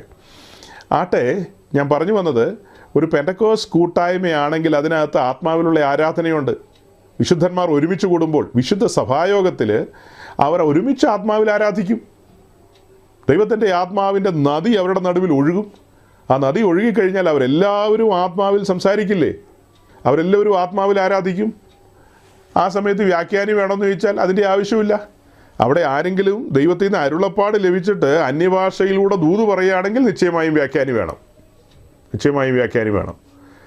അങ്ങനെ അന്യഭാഷയിൽ സംസാരിക്കുന്നതും അത് വ്യാഖ്യാനിക്കുന്നതുമായ കാര്യം ഒരിക്കൽ പോലും കേട്ടിട്ടില്ലെന്ന് പറഞ്ഞ 1-2 പേർക്ക് ഞാൻ കഴിഞ്ഞ ദിവസം ഒരു വീഡിയോ അയച്ചു കൊടുത്തു. അന്യഭാഷയിൽ സംസാരിക്കുന്നതും അത് വ്യാഖ്യാനിക്കുന്നതുമായ ഒരു ഷോർട്ട് വീഡിയോ. നമ്മൾ ജീവിക്കുന്ന ഈ കാലഘട്ടത്തിലും അങ്ങനെ സംഭവിച്ചിട്ടുള്ള കാര്യം. ഞാനല്ലാതെ ലൈവായിട്ട് അന്യഭാഷയിൽ ദൂത് പറയുന്നതും വ്യാഖ്യാനിക്കുന്നതും കേട്ടിട്ടുള്ള ആളാണ്. അതുകൊണ്ടല്ലേ ഉറപ്പിച്ചും തറപ്പിച്ചും പറയുന്നത്. നിന്ന് പോയി എന്നൊക്കെ പറഞ്ഞാൽ എപ്പം നിന്ന് പോയിന്നും അതൊക്കെ പറയേണ്ടി വരും. നിന്ന് പോയതിൻ്റെ സമയം കുറിച്ച് തരേണ്ടി വരും. അത് ഏത് വർഷം, ഏത് മാസം, എത്ര മിനിറ്റിലാണ് നിന്ന് പോയെന്നൊക്കെ സൂക്ഷ്മം പറയണ്ടേ? അതൊക്കെ സൂക്ഷ്മം പറയേണ്ടി വരും. അപ്പോൾ പറയാൻ അറിയില്ലേ പിന്നെ അങ്ങനെ പറയുന്നതിൽ ന്യായമില്ല. കഴിഞ്ഞ ആഴ്ച ഞാൻ അതൊക്കെ നിങ്ങളുടെ നടുവിൽ സൂചിപ്പിച്ചതിൻ്റെ കാരണം നമ്മുടെ ഇടയിൽ അത്തരത്തിലുള്ള ആരാധനക്കാർ ഇപ്പോൾ ഉയർന്നു വരുന്നുണ്ട്. പല പാസ്റ്റേഴ്സും, അതായത് ഇന്ന് പെന്തക്കോസ് സമൂഹത്തിൽ കാണുന്ന ചില തെറ്റായ നവപ്രവണതകളുണ്ട്. അതായത് ഈ പബ്ലിക് സ്ഥലങ്ങളിൽ, കൺവെൻഷൻ സ്ഥലങ്ങളിലൊക്കെ, തെരുവുകളിലൊക്കെ പോയി നിന്ന് ഓർഗനൊക്കെ വെച്ച് അവിടെ വലിയ ബഹളവും ഇരപ്പീരൊക്കെ ഉണ്ടാക്കി അന്യഭാഷയിലൊക്കെ സംസാരിച്ച് അവിടെ വലിയ സീനുകളുണ്ടാക്കുന്ന രംഗങ്ങളുണ്ട്. വലിയ സീനുകളുണ്ടാക്കുന്നത് അതൊക്കെ യോഗ്യമാണോ എന്നൊക്കെ പലരും ചോദിക്കും. യോഗ്യമാണെന്ന് ആരെങ്കിലും പറഞ്ഞോ? അവരുടെ വിചാരം എന്തെന്ന് ചോദിച്ചാൽ അവരങ്ങനെ അവിടെയൊക്കെ ചെയ്യുന്നത് കൊണ്ടാണ് ഉയർന്നൊരു ആത്മീയ അനുഭവം ഉണ്ടാകുന്നതെന്നാണ് അവർ ധരിക്കുന്നത്. അതേസമയം വിശുദ്ധന്മാർ ഒരുമിച്ച് കൂടുന്ന അവരുടെ കൂട്ടായ്മകളിൽ, സഭായോഗമാകട്ടെ, മറ്റ് കോട്ടേജ് മീറ്റിങ്ങുകളാകട്ടെ, മറ്റു മീറ്റിങ്ങുകളുണ്ടല്ലോ, അങ്ങനെയുള്ള സ്ഥലങ്ങളിലൊക്കെ നമുക്ക് ആത്മാവിൽ ആരാധിക്കുകയും ശക്തമായി അങ്ങനെ മുൻപോട്ട് പോകാമല്ലോ. പബ്ലിക് സ്ഥലത്ത് കൊണ്ടുപോയി അങ്ങനെയൊക്കെ ചെയ്തിട്ടും അതുപോലെ തന്നെ അതിൻ്റെ ഭാഗങ്ങളൊക്കെ റെക്കോർഡ് ചെയ്ത് യൂട്യൂബിലൊക്കെ ഇടുമ്പോൾ അത് മറ്റ് സുവിശേഷ വിരോധികളായ ആൾക്കാർ കട്ട് ചെയ്തെടുത്തിട്ട് അതിൽ പല കോമാളിത്തരങ്ങളൊക്കെ കാണിച്ചുകൊണ്ട് അവർ അത് വികൃതമാക്കിയ നിലയിൽ സാമൂഹ്യ മാധ്യമങ്ങളിലൊക്കെ പ്രസൻറ്റ് ചെയ്യും. അത് ലജ്ജാകരമായ കാര്യമാണ്. അതിന് നമ്മൾ അവസരം കൊടുക്കരുത്. പബ്ലിക്കിൽ അങ്ങനെ ചെയ്യണമെന്ന് ഒരിക്കലും നമ്മളാരും പ്രോത്സാഹിപ്പിക്കാറില്ല. പിന്നെ വിശുദ്ധന്മാർ ഒരുമിച്ച് കൂടുന്ന സഭായോഗവും കൂട്ടായ്മയും ഒക്കെ പബ്ലിക്കൊന്നുമല്ല, അത് നമ്മുടെ പ്രൈവറ്റ് സെക്ടറാണ്. അവിടെ നമ്മളെല്ലാം കൂടെ ഒരുമിച്ചിരുന്ന് പാട്ടുകൾ പാടുന്നു, ദൈവത്തെ ആത്മാവിൽ ആരാധിക്കുന്നു. അതിലെന്താ തടസ്സമുള്ളത്? അങ്ങനെ നമ്മൾ കുറച്ചു നേരം ആത്മാവിൽ ആരാധിക്കുമ്പോൾ, അന്യഭാഷയിൽ ദൈവത്തെ സ്തുതിക്കുകയൊക്കെ ചെയ്യുമ്പോൾ ഏതെങ്കിലും വഴിപോക്കർ എത്തി നോക്കുകയാണെങ്കിൽ അവർ മോഹാലസ്യപ്പെട്ട് വീഴുമെന്നാണ് പറയുന്നത്. അയ്യോ, അതെങ്ങനെയാണ് സംഭവിക്കുന്നത്? കൊരിന്ത്യർ ലേഖനത്തിൽ അങ്ങനെ എഴുതിയിട്ടുണ്ട്. നിങ്ങളിങ്ങനെ അന്യഭാഷ പറഞ്ഞുകൊണ്ടിരുന്ന വേറെ ആളുകൾ പുറത്തു നിന്ന് കയറി വന്നു കഴിഞ്ഞാൽ ആ ജാതികളായ ആളുകൾ മോഹാലസ്യപ്പെട്ടു പോകും, അങ്ങനെ ഒരിക്കലും പാടില്ല എന്നൊക്കെ പറഞ്ഞ് പഠിപ്പിക്കുമ്പോൾ അത് അനേകർ ശ്രദ്ധിക്കുകയാണ്. ഞാനിത് പറയുമ്പോൾ ഉണ്ടല്ലോ, പെന്തക്കോസ്ത് അനുഭവത്തിൽ വന്ന് ആത്മാവിലും സത്യത്തിലും ദൈവത്തെ ആരാധിച്ച് അന്യഭാഷകളിലൊക്കെ ദൈവത്തെ സ്തുതിച്ച് മുന്നോട്ട് പോയ ഒത്തിരി സഹോദരങ്ങളെ നമ്മുടെ ഈ പറഞ്ഞ മല്ലപ്പള്ളി ഉപദേശി ഷണ്ണന്മാരാക്കിക്കൊണ്ടിരിക്കുകയാണ്. അവർ ബാൻഡേജ് ഒട്ടിക്കുകയാണ്, സെല്ലോ ടൈപ്പ് ഒട്ടിക്കുകയാണ് അതരങ്ങളിൽ. മതി കൂടുതലൊന്നും പറയണ്ടെന്ന്. നിങ്ങളെന്തിനാ ഈ കൈയടിക്കുന്നേ? ഈ കൈയൊക്കെ അടിച്ച് പാട്ട് പാടുന്നേ? ദൈവത്തിന് ചെവി കേൾക്കില്ലേ? എല്ലാവരും ചോദിക്കുന്നത് ദൈവത്തിന് ചെവി കേൾക്കില്ലേ എന്ന്. എന്നാൽ പിന്നെ ഒന്നും മിണ്ടണ്ടല്ലോ, മിണ്ടാതിരുന്നാലും ദൈവത്തിന് കേൾക്കാൻ പറ്റില്ല. നമ്മുടെ ആന്തരിന്ദ്രിയങ്ങളെയൊക്കെ അറിയുന്ന ദൈവമല്ലേ. പിന്നെ നമ്മൾ നാവിടത്തൊക്കെ സംസാരിക്കേണ്ട കാര്യം എന്താ? ദൈവത്തിന് എല്ലാം അറിയാമല്ലോ. പ്രാർത്ഥനയുമായി ബന്ധപ്പെട്ട് കണക്ട് ചെയ്ത് പറയേണ്ട മേഖലകൾ വരികയാണ്. അത് ഞാൻ വരും ദിവസങ്ങളിൽ പറയാം. അതൊരു ഇച്ചിരി കാൽവിനിസവുമായിട്ടൊക്കെ ബന്ധപ്പെടുത്തി പറയേണ്ടതാണ്. അപ്പോൾ ആ ഇച്ചിരി കാൽവിനിസമൊക്കെ ആയിട്ട് ചേർത്ത് പറയുമ്പോൾ പ്രാർത്ഥനയും പ്രാർത്ഥിക്കേണ്ട ആവശ്യമുണ്ടോ? കുടുംബ പ്രാർത്ഥനയുടെ ആവശ്യമുണ്ടോ? ഭക്തന്മാർ തനിച്ച് പ്രാർത്ഥിക്കേണ്ട ആവശ്യമുണ്ടോ? ദൈവം എല്ലാം അറിയുന്നെങ്കിൽ പിന്നെ പ്രാർത്ഥിക്കണോ? ദൈവം എല്ലാം അറിയുന്നുണ്ടെങ്കിൽ പിന്നെ പ്രാർത്ഥിക്കേണ്ട ആവശ്യമുണ്ടോ? എന്നൊക്കെയുള്ള ചോദ്യങ്ങൾ എൻ്റെ മുമ്പിൽ വന്നിട്ടുണ്ട്. ഞാൻ ചുമ്മാ ഒന്നും പറയുന്നതല്ല, അതിൻ്റെ മറുപടികൾ നമുക്ക് പറയാനുണ്ട്. അത് വരും ദിവസങ്ങളിൽ പറയാം. അപ്പോൾ ഇപ്പോൾ നമ്മൾ പറഞ്ഞു കൊണ്ടുവന്നത് വാസ്തവമായും പെന്തക്കോസ്ത് അനുഭവത്തിലൂടെ പോകുന്ന ഒരു ഫെലോഷിപ്പാണെങ്കിൽ അവിടെ നിശ്ചയമായും വീണ്ടെടുപ്പിൻ ഗീതങ്ങൾ, സ്തോത്രഗീതങ്ങൾ, പ്രത്യാശാ ഗീതങ്ങളൊക്കെ പാടും. അതുപോലെ ആത്മാവിൽ ആരാധിക്കും, ആത്മാവിൽ വചനങ്ങളെ ഘോഷിക്കും. അവിടെ അവർ അപ്പം നുറുക്കും, അതായത് തിരുമേശയുടെ മുമ്പിലേക്ക് വരും. തിരുമേശയുടെ മുമ്പിലേക്കൊക്കെ നല്ല ഒരുക്കത്തോടെ തന്നെയായിരിക്കും വരുന്നത്. എന്ന് വെച്ചാൽ തിരുമേശയെ ഒരു ബിംബവൽക്കരിച്ച് വിഗ്രഹാരാധന പോലെ ആക്കുകയല്ല. നമ്മൾ ദൈവസന്നിധിയിൽ മുഴങ്കാൽ മടക്കുമ്പോൾ, നമ്മോട് ചെയ്ത കാര്യങ്ങൾ, വൻകാര്യങ്ങൾ ഓർക്കുമ്പോൾ, ആ അപ്പത്തിൻ്റെ മുമ്പിലേക്ക് നമ്മൾ വരികയാണ്. ആ അപ്പത്തിൽ നിന്ന് നമ്മൾ നുറുക്കിയെടുക്കുമ്പോൾ നമ്മുടെ കർത്താവ് നമുക്ക് വേണ്ടി തിരികല്ലിൽ നുറുക്കപ്പെട്ടതും പൊടിക്കപ്പെട്ടതും അതെല്ലാം നമ്മുടെ സ്മൃതിപഥത്തിലേക്ക് വരികയാണ്. അവൻ മനസ്സോടെ ശാപമരത്തിലേക്ക് നടന്നു കയറിയ കാഴ്ചകൾ ഇന്നെന്ന പോലെ കൺമുമ്പിലേക്ക് വരികയാണ്. ഇന്നെന്ന പോലെ ചുമ്മാ ഒരു അപ്പത്തിൽ നിന്ന് എന്തെങ്കിലും ഒരു ഇച്ചിരി മുറിച്ചെടുക്കുകയല്ല. അവിടെ വലിയ ദിവ്യ രഹസ്യങ്ങളാണ് വെളിപ്പെടുന്നത്. ആത്മീയ മർമ്മങ്ങളുണ്ട് അവിടെ. അപ്പമായിട്ട് തന്നെ ഇരിക്കുന്നത്. അപ്പത്തിന് വസ്തുമാറ്റമൊന്നും സംഭവിക്കുന്നില്ല. അപ്പത്തിൽ പ്രസൻസ് ഒന്നുമില്ല. അങ്ങനെയൊന്നും നമ്മൾ പഠിപ്പിക്കുന്നില്ല. ആ അപ്പം നമ്മുടെ മുമ്പിൽ കൊണ്ടുവരുമ്പോൾ പ്രസൻസ് നമ്മിലാണ് ഉണ്ടാകുന്നത്, അപ്പത്തിലല്ല പ്രസൻസ്. നമ്മിൽ പ്രസൻസ് ഉണ്ടാകും. ത്രിയേകനാം ദൈവത്തിൻ്റെ മന്ദിരമാണ് നാം. നമ്മിൽ ദൈവസാന്നിധ്യം വെളിപ്പെടും. ആ ദൈവസാന്നിധ്യത്തിൽ ഇരുന്നു കൊണ്ടാണ് നമ്മൾ ഈ അപ്പം നുറുക്കുന്നത്.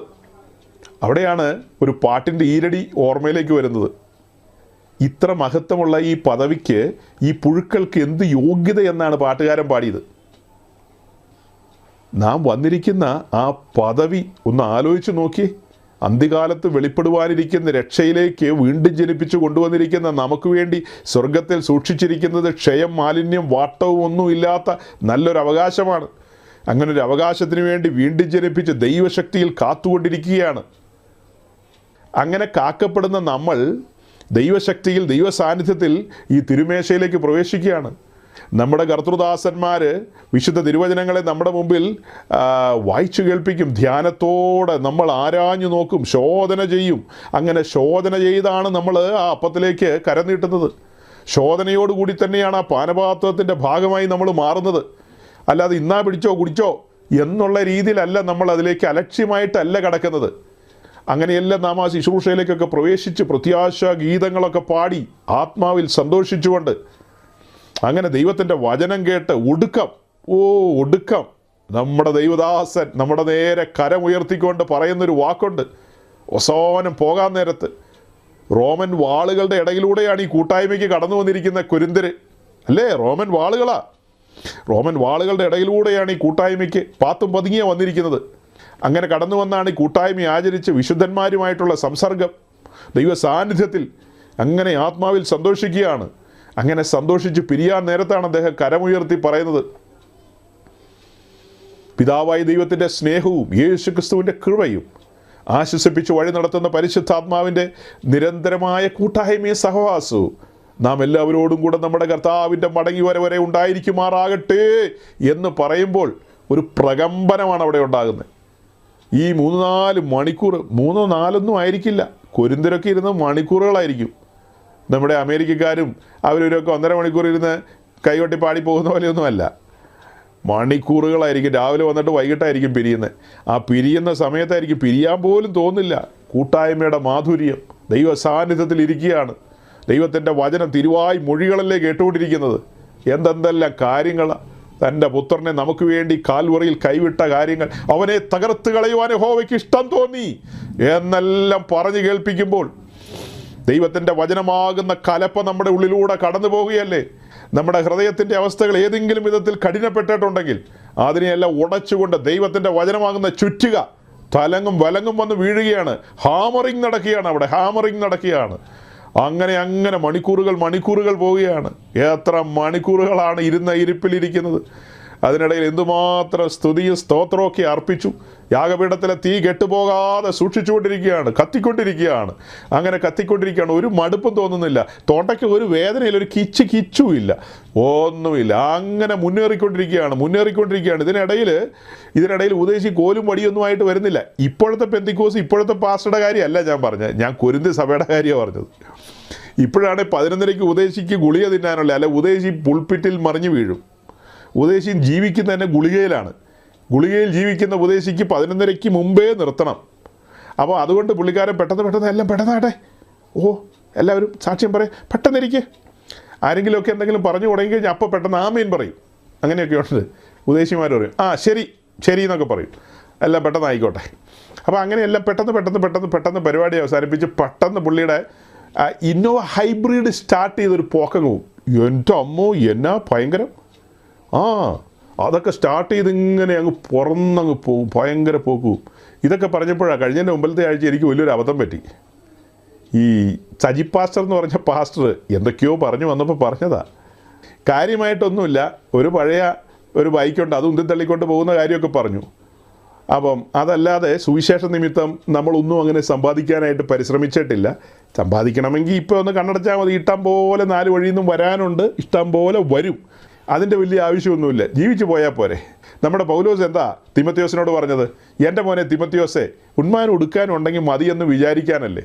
തിമത്തിയോസ് അതിന് ആമയും പറഞ്ഞു. ഈ തലമുറയിലും ആരെങ്കിലുമൊക്കെ ആമയും പറയാൻ വേണ്ടേ? അപ്പം ഞാൻ ആ പ്രസംഗമൊക്കെ കഴിഞ്ഞിട്ട് പിന്നെ ഇരുന്ന് ചിന്തിച്ചപ്പോൾ എൻ്റെ ദൈവമേ, ഇത്രയും വിശുദ്ധന്മാരുടെ മുമ്പിൽ ശരിക്കും ഞാനൊരു വ്യാജമാണ് പറഞ്ഞത്. ശരിക്കും പറഞ്ഞതിനകത്തൊരു വലിയ വ്യാജം കിടപ്പുണ്ട്. അതൊന്ന് തിരുത്തണമല്ലോ എന്ന് ഞാൻ ഓർത്തിരിക്കുകയായിരുന്നു. ഇപ്പം എന്തായാലും കിട്ടിയ അവസരത്തിൽ അതങ്ങ് തിരുത്തിയേക്കാം, ആ കൈയെഴുത്തങ്ങ് മായ്ച്ച് കളഞ്ഞേക്കാം. ശരിക്കും ആ ബൈക്ക് എൻ്റെ എല്ലാ സഹോദരങ്ങളെ ഞാൻ ഈ ഉരുട്ടിക്കൊണ്ട് കിടക്കുന്നത്.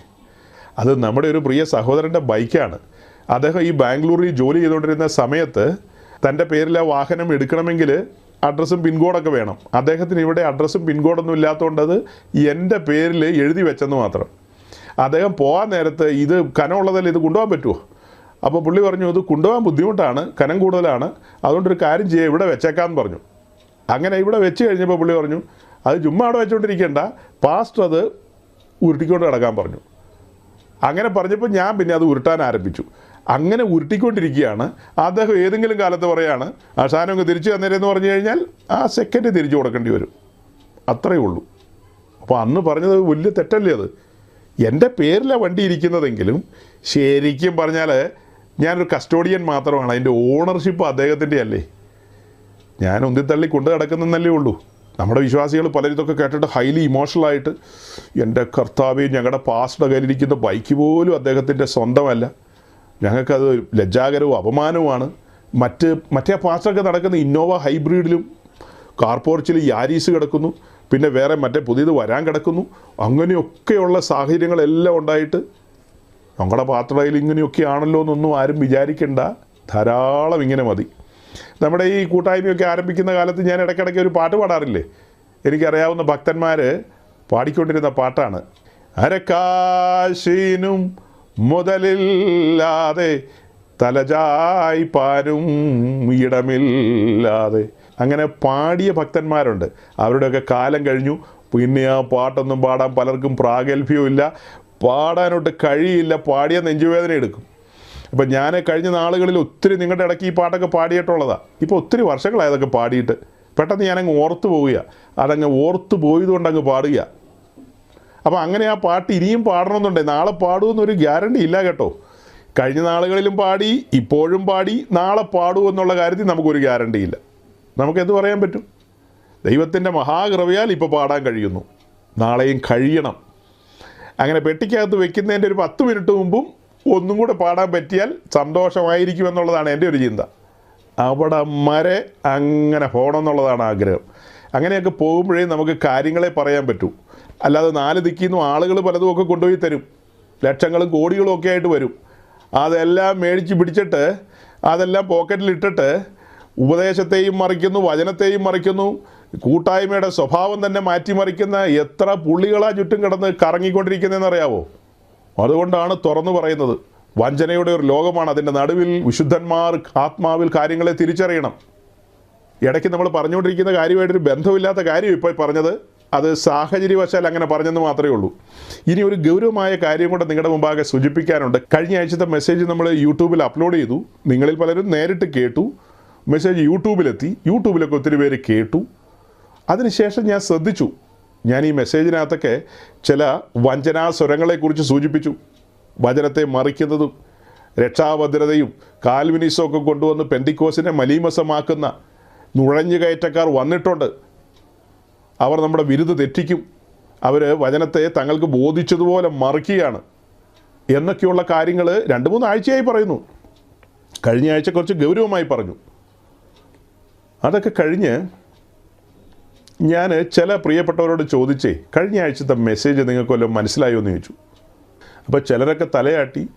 ചില സഹോദരിമാരോട് ഞാൻ ചോദിച്ചു, ഞാൻ അതിൽ പറഞ്ഞ കാര്യങ്ങൾ നിങ്ങൾ മനസ്സിലാക്കുകയും ആരെക്കുറിച്ചാണ് പറയുന്നത്, എന്തുപദേശത്തെക്കുറിച്ചാണ്, എന്താണിപ്പോൾ നമ്മുടെ ചുറ്റുപാടുമൊക്കെ വീശിയടിക്കുന്ന ആ കാറ്റുകളെന്ന് നിങ്ങൾക്ക് അറിയണ്ടായിരുന്നോ? ഞാൻ എന്ത് കാര്യമാണ് സീരിയസ് ആയിട്ട് പറഞ്ഞതെന്ന് നിങ്ങൾ എന്തുകൊണ്ട് അന്വേഷിച്ചില്ലെന്ന് ചോദിച്ചു. യൂട്യൂബിലൊക്കെ കേൾക്കുന്നവരുടെ കാര്യമല്ല ഞാൻ ഉദ്ദേശിച്ചത്. ഇവിടെ ഡയറക്റ്റായിട്ട് കേട്ടുകൊണ്ടിരിക്കുന്ന സഹോദരങ്ങളിൽ ചിലർക്കൊക്കെ അറിയാം, ചിലർക്കൊക്കെ മനസ്സിലായി, എന്നാൽ പലർക്കും മനസ്സിലാകാത്തതുണ്ട്. അത്തരക്കാർ പിന്നത്തേതിൽ ഒരു വോയിസ് ക്ലിപ്പിലൂടെയോ അല്ലെങ്കിൽ ഒരു സെൻറ്റൻസിലൂടെയോ, മിസ്റ്റർ പാസ്റ്റർ താങ്കൾ ആരെക്കുറിച്ചാണ്, എന്തിനെക്കുറിച്ചാണ് പറഞ്ഞത് എന്നൊക്കെ ചോദിച്ചാലല്ലേ എനിക്ക് വിശദീകരണം പറയാൻ പറ്റുള്ളൂ. ചില പ്രിയപ്പെട്ടവർ എന്നോട് പറയാണ്, ആ മെസ്സേജൊക്കെ കേട്ട് കഴിഞ്ഞാൽ ഈ ഉപദേശപ്പശകളും വചനവിരുദ്ധമായ കാര്യങ്ങളും തെറ്റായ പഠിപ്പിക്കലൊക്കെ പഠിപ്പിക്കുന്ന ആരാണെന്ന് ജനം അറിയണമെങ്കിൽ ഓപ്പണായിട്ട് തുറന്ന് പറയണ്ടേന്ന്. ഞാൻ മുന്നമേ പറഞ്ഞു, അതിൻ്റെ സമയത്തെ പറയുള്ളൂ, അല്ലാതെ പറയില്ലെന്ന്. നമ്മൾ മത്തായിയുടെ സുവിശേഷം 13-ാം അധ്യായത്തിൽ കാണുന്നത് നമ്മുടെ കർത്താവ് വിതയും കൊയ്ത്തിനെക്കുറിച്ച് പറയുകയാണ്. അങ്ങനെ വിതയെക്കുറിച്ചൊക്കെ പറഞ്ഞ് പോയി ഉപമകളായിട്ടാണ് കാര്യങ്ങളെ പറയുന്നത്. ആർക്കും ഒന്നും മനസ്സിലായില്ല. എന്നാൽ വീട്ടിൽ വന്നപ്പോൾ ശിഷ്യന്മാർ ചോദിച്ചു, ഇന്ന് ഈ പറഞ്ഞ പ്രഭാഷണമൊക്കെ എന്തിനെക്കുറിച്ച് ഞങ്ങൾക്കൊന്നും മനസ്സിലായില്ല, പൊരുൾ തിരിച്ചു തരാമെന്ന് ചോദിച്ചു. അപ്പോൾ വളരെ കൃത്യമായിട്ട് അവരോട് കാര്യങ്ങളെ പറഞ്ഞു കൊടുത്തു. കാര്യങ്ങൾ ഇങ്ങനെയാണെന്ന്. ആ അന്വേഷണാത്മകതയുള്ള ആളുകൾ കാര്യങ്ങൾ മനസ്സിലായി. എന്നിട്ട് അവരോട് പറഞ്ഞു, വരം ലഭിച്ചവർക്ക് മാത്രമേ കാര്യങ്ങളെ പിടികിട്ടുകയുള്ളൂ, എല്ലാവർക്കും കാര്യങ്ങളെ മനസ്സിലാകില്ലെന്ന്. എല്ലാവർക്കും പലതും മനസ്സിലാകുന്നില്ലെന്നേ. അത്ര കൃത്യമായിട്ട് ഞാൻ കാര്യങ്ങളെ പറയുന്നുണ്ട്, പക്ഷെ പേര് ഊരുമൊന്നും പറഞ്ഞില്ലെന്നേ ഉള്ളൂ. ആ കാര്യങ്ങളൊക്കെ വേണമെങ്കിൽ ഓപ്പണായിട്ട് പറയാം. അവിടെ എല്ലാം ഞാൻ പറഞ്ഞു. LKG എക്സാമുണ്ട്, UKG എക്സാമുണ്ട്, പോസ്റ്റ് ഗ്രാജുവേഷൻ്റെ എക്സാമുണ്ട്. നിങ്ങളെല്ലാം വിചാരിച്ചിരിക്കുന്ന ചില എക്സാമുകളുണ്ട്. അതായത് ഈ ന്യൂ ജനറേഷൻ പെന്തിക്കോസ്ത്, നമ്മുടെ തങ്കുച്ചായൻ, അങ്ങനെയൊക്കെയുള്ള ചില കേസുകളൊക്കെ പറയുമ്പോൾ അതൊക്കെ പെട്ടെന്ന് നിങ്ങൾക്ക് മനസ്സിലാവുന്നുണ്ട്. നിങ്ങളെല്ലാം ഡോക്ടറേറ്റ് എടുത്തെന്നാണ് വിചാരിക്കുന്നത്. അതൊക്കെ വെറും LKG ക്ലാസ്. കഴിഞ്ഞ ദിവസങ്ങളിൽ നമ്മൾ പറഞ്ഞ കേസ് ഉണ്ടല്ലോ, അതൊന്നും മലയാളക്കരയിലെ ഒരു പാസ്റ്ററും ഇപ്പോൾ തിരിച്ചറിയുന്നില്ല. സീനിയർ പാസ്റ്റർമാരും അല്ലാത്ത പാസ്റ്റർമാരെല്ലാം അന്തം വിട്ടിരിക്കുക. അവർക്കൊന്നും പിടികിട്ടുന്നില്ല എന്താ ഈ പറയുന്നതെന്ന്. അവിടെയാണ് ദൈവത്തിൻ്റെ മഹാകൃപയാൽ നമ്മൾ ഈ കാര്യങ്ങളെ മനസ്സിലാക്കുന്നത്. 2018 മുതൽ ഈ പറയപ്പെട്ട പ്രഭാഷകൻ്റെ, പഠിപ്പീരുകാരൻ്റെ പഠിപ്പീരും കാര്യങ്ങളും ഞാൻ അന്വേഷിച്ചുകൊണ്ടിരിക്കുന്നതാണ്. ഇന്നും ഇന്നലെയല്ല, 2018 മുതൽ. 2018 ഒരു ഉപദേശ പെശക് എൻ്റെ മുമ്പിൽ വന്നു രക്ഷയുമായി ബന്ധപ്പെട്ട്. ആ കാര്യങ്ങൾ കേട്ടപ്പോൾ ഒന്ന് ഞാൻ നടുങ്ങിപ്പോയി. പെന്തക്കോസ്തിൻ്റെ ഒരു ഉപദേശമല്ലത്, കുഞ്ഞുങ്ങളുമായി ബന്ധപ്പെട്ടൊരു ഉപദേശം. കുഞ്ഞുങ്ങളുടെ രക്ഷയുമായി ബന്ധപ്പെട്ട് എപ്പിസ്കോപ്പൽ സഭകൾ പഠിപ്പിക്കുന്നതും പെന്തക്കോസ്ത് സമൂഹം പഠിപ്പിക്കുന്നതുമായിട്ട് വലിയ അന്തരമുണ്ട്. ആ കാര്യത്തിൽ വ്യക്തതയില്ലാത്ത ഒരു പ്രഭാഷണം. അപ്പോൾ നമുക്ക് അടുപ്പമുള്ളൊരു സഹോദരൻ ചോദിച്ചു, എന്താ ആ പറഞ്ഞ കാര്യം ഇങ്ങനെയാണോ? എന്ന് ചോദിച്ചപ്പോൾ മറുപടി വന്നത് നാക്കുപിഴയൊന്നുമല്ല, അതങ്ങനെ തന്നെയാണ്. കുഞ്ഞുങ്ങളുമായി ബന്ധപ്പെട്ട രക്ഷയിൽ ആ പറഞ്ഞു വന്ന കാര്യങ്ങൾ അതെല്ലാം മണ്ടത്തരങ്ങളാണ്, ശുദ്ധ മണ്ടത്തരങ്ങൾ. അവിടെ മുതൽ നമ്മൾ വാച്ച് ചെയ്യുകയാണ്. പിന്നീട് പല പല കാര്യങ്ങൾ നമ്മുടെ മുമ്പിൽ കിട്ടി, പല കാര്യങ്ങൾ മുമ്പിൽ കിട്ടി. അതെല്ലാം രക്ഷയുമായി കണക്റ്റഡായ കാര്യങ്ങളാണ്. അപ്പോൾ അങ്ങനെ നമ്മൾ ക്ലോസ് ആയിട്ട് വാച്ച് ചെയ്തുകൊണ്ടിരുന്നു. ഈ അടുത്തിടയ്ക്ക് ഞാൻ പറഞ്ഞു, ഞാനുമായി ബന്ധപ്പെട്ട അടുപ്പമുള്ള നിങ്ങളിൽ പലരും അറിയുന്ന പല സഹോദരങ്ങളും അങ്ങനെയുള്ള ആ ടീച്ചിങ്ങുകൾ കാര്യങ്ങളിലേക്കൊക്കെ വഴുതിപ്പോയി രക്ഷാഭദ്രതാ സിദ്ധാന്തങ്ങളും ഇപ്പം നമ്മൾ വായിച്ചെന്താ, അതായത് സുവിശേഷം കൊണ്ട് ജീവനും അക്ഷയതയും വെളിപ്പെടുകയാണ്. നാം സുവിശേഷം കൈക്കൊള്ളുമ്പോൾ ജീവൻ വരുന്നു, അങ്ങനെ നാം മരണമില്ലായ്മയിലേക്ക് പ്രവേശിക്കുന്നു. രക്ഷയുടെ ഭദ്രതയല്ലെന്ന് ചോദിച്ചു കഴിഞ്ഞാൽ കുറേ വാക്യങ്ങളെടുത്ത് നമുക്ക് അങ്ങനെ പറയാം. അതേസമയം അതിന് മറു സൈഡിൽ വേറെയും വാക്യങ്ങളും പഠനങ്ങളും വരികയാണ്. സമഗ്രമായ പഠനം മുമ്പിൽ വരണം.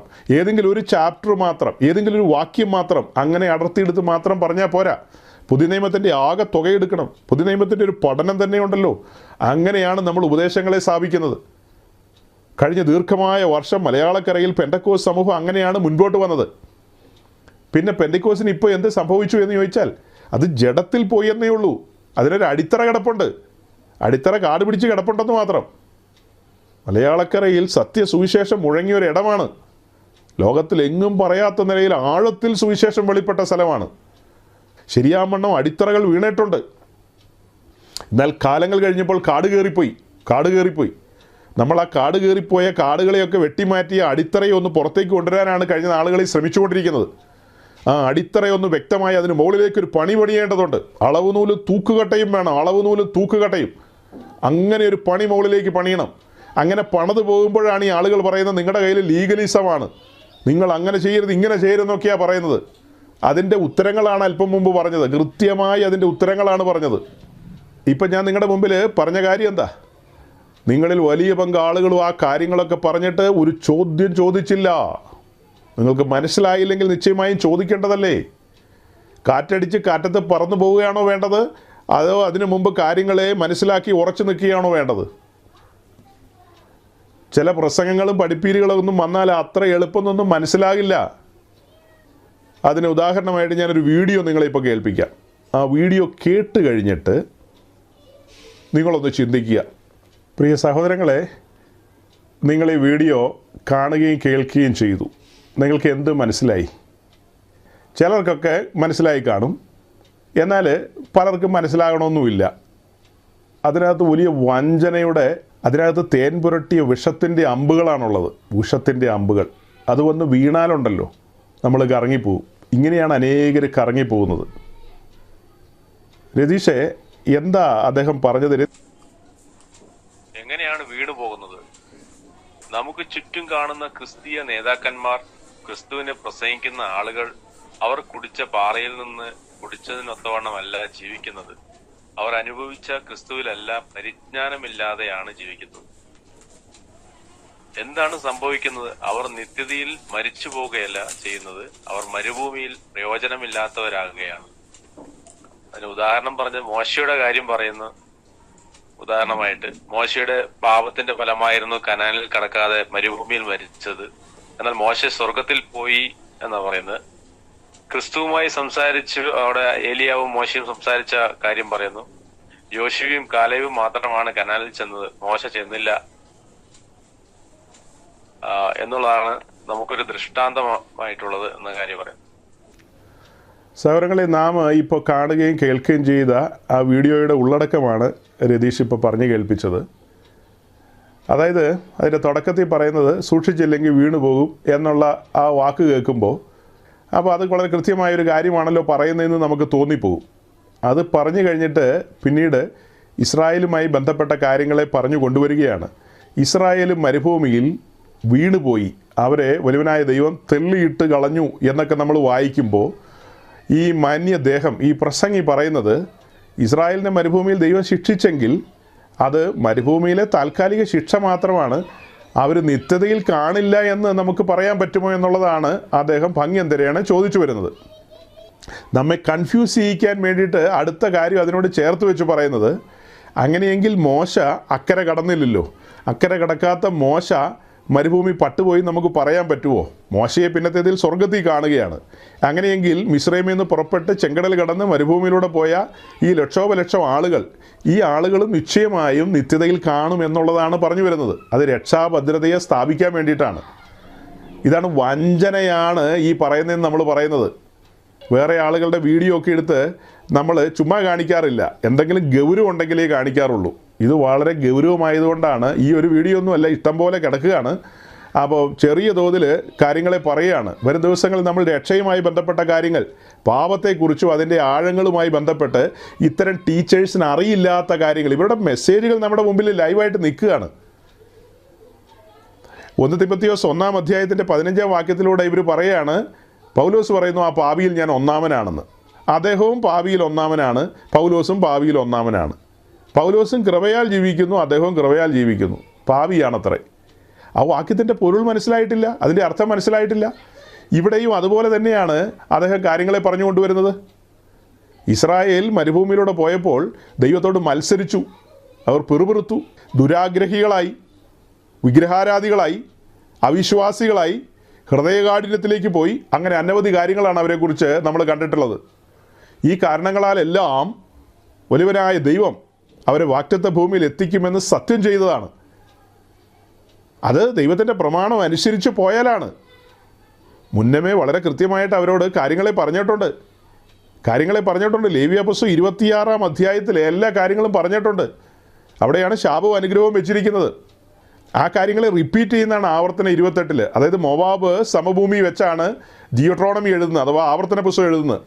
അത് അവിടെ വെച്ചാണ്. എന്നാൽ അതിനു മുമ്പ് ഇസ്രായേൽ ഹോരേബിൽ എത്തിയപ്പോൾ അവിടെ വെച്ചാണ് അവർക്ക് പ്രമാണം കൊടുത്തത്. അതിലാണ് ലേവ്യ പുസ്തകമൊക്കെ വരുന്നത്. അവിടെയാണ് വളരെ കൃത്യമായിട്ട് ശാപവും അനുഗ്രഹമൊക്കെ വെച്ചത്. നിങ്ങൾ എൻ്റെ ചട്ടങ്ങളും വിധികളും അനുസരിച്ച് ജീവിച്ചാൽ നിങ്ങൾ എനിക്ക് വിശേഷപ്പെട്ട ജനമായിരിക്കും, നിങ്ങളെ ഞാൻ അക്കരെ എത്തിക്കും. പക്ഷേ വചനത്തിൽ നിന്ന് ഇടത്തോട്ടോ വലത്തോട്ടൊക്കെ മാറിയാൽ, നിങ്ങൾക്ക് ഇഷ്ടമുള്ളതുപോലെ നടന്നാൽ കാര്യങ്ങൾ അപകടത്തിലാകുമെന്നുള്ളത് മുന്നമേ പറഞ്ഞു വെച്ചിട്ടുണ്ട്.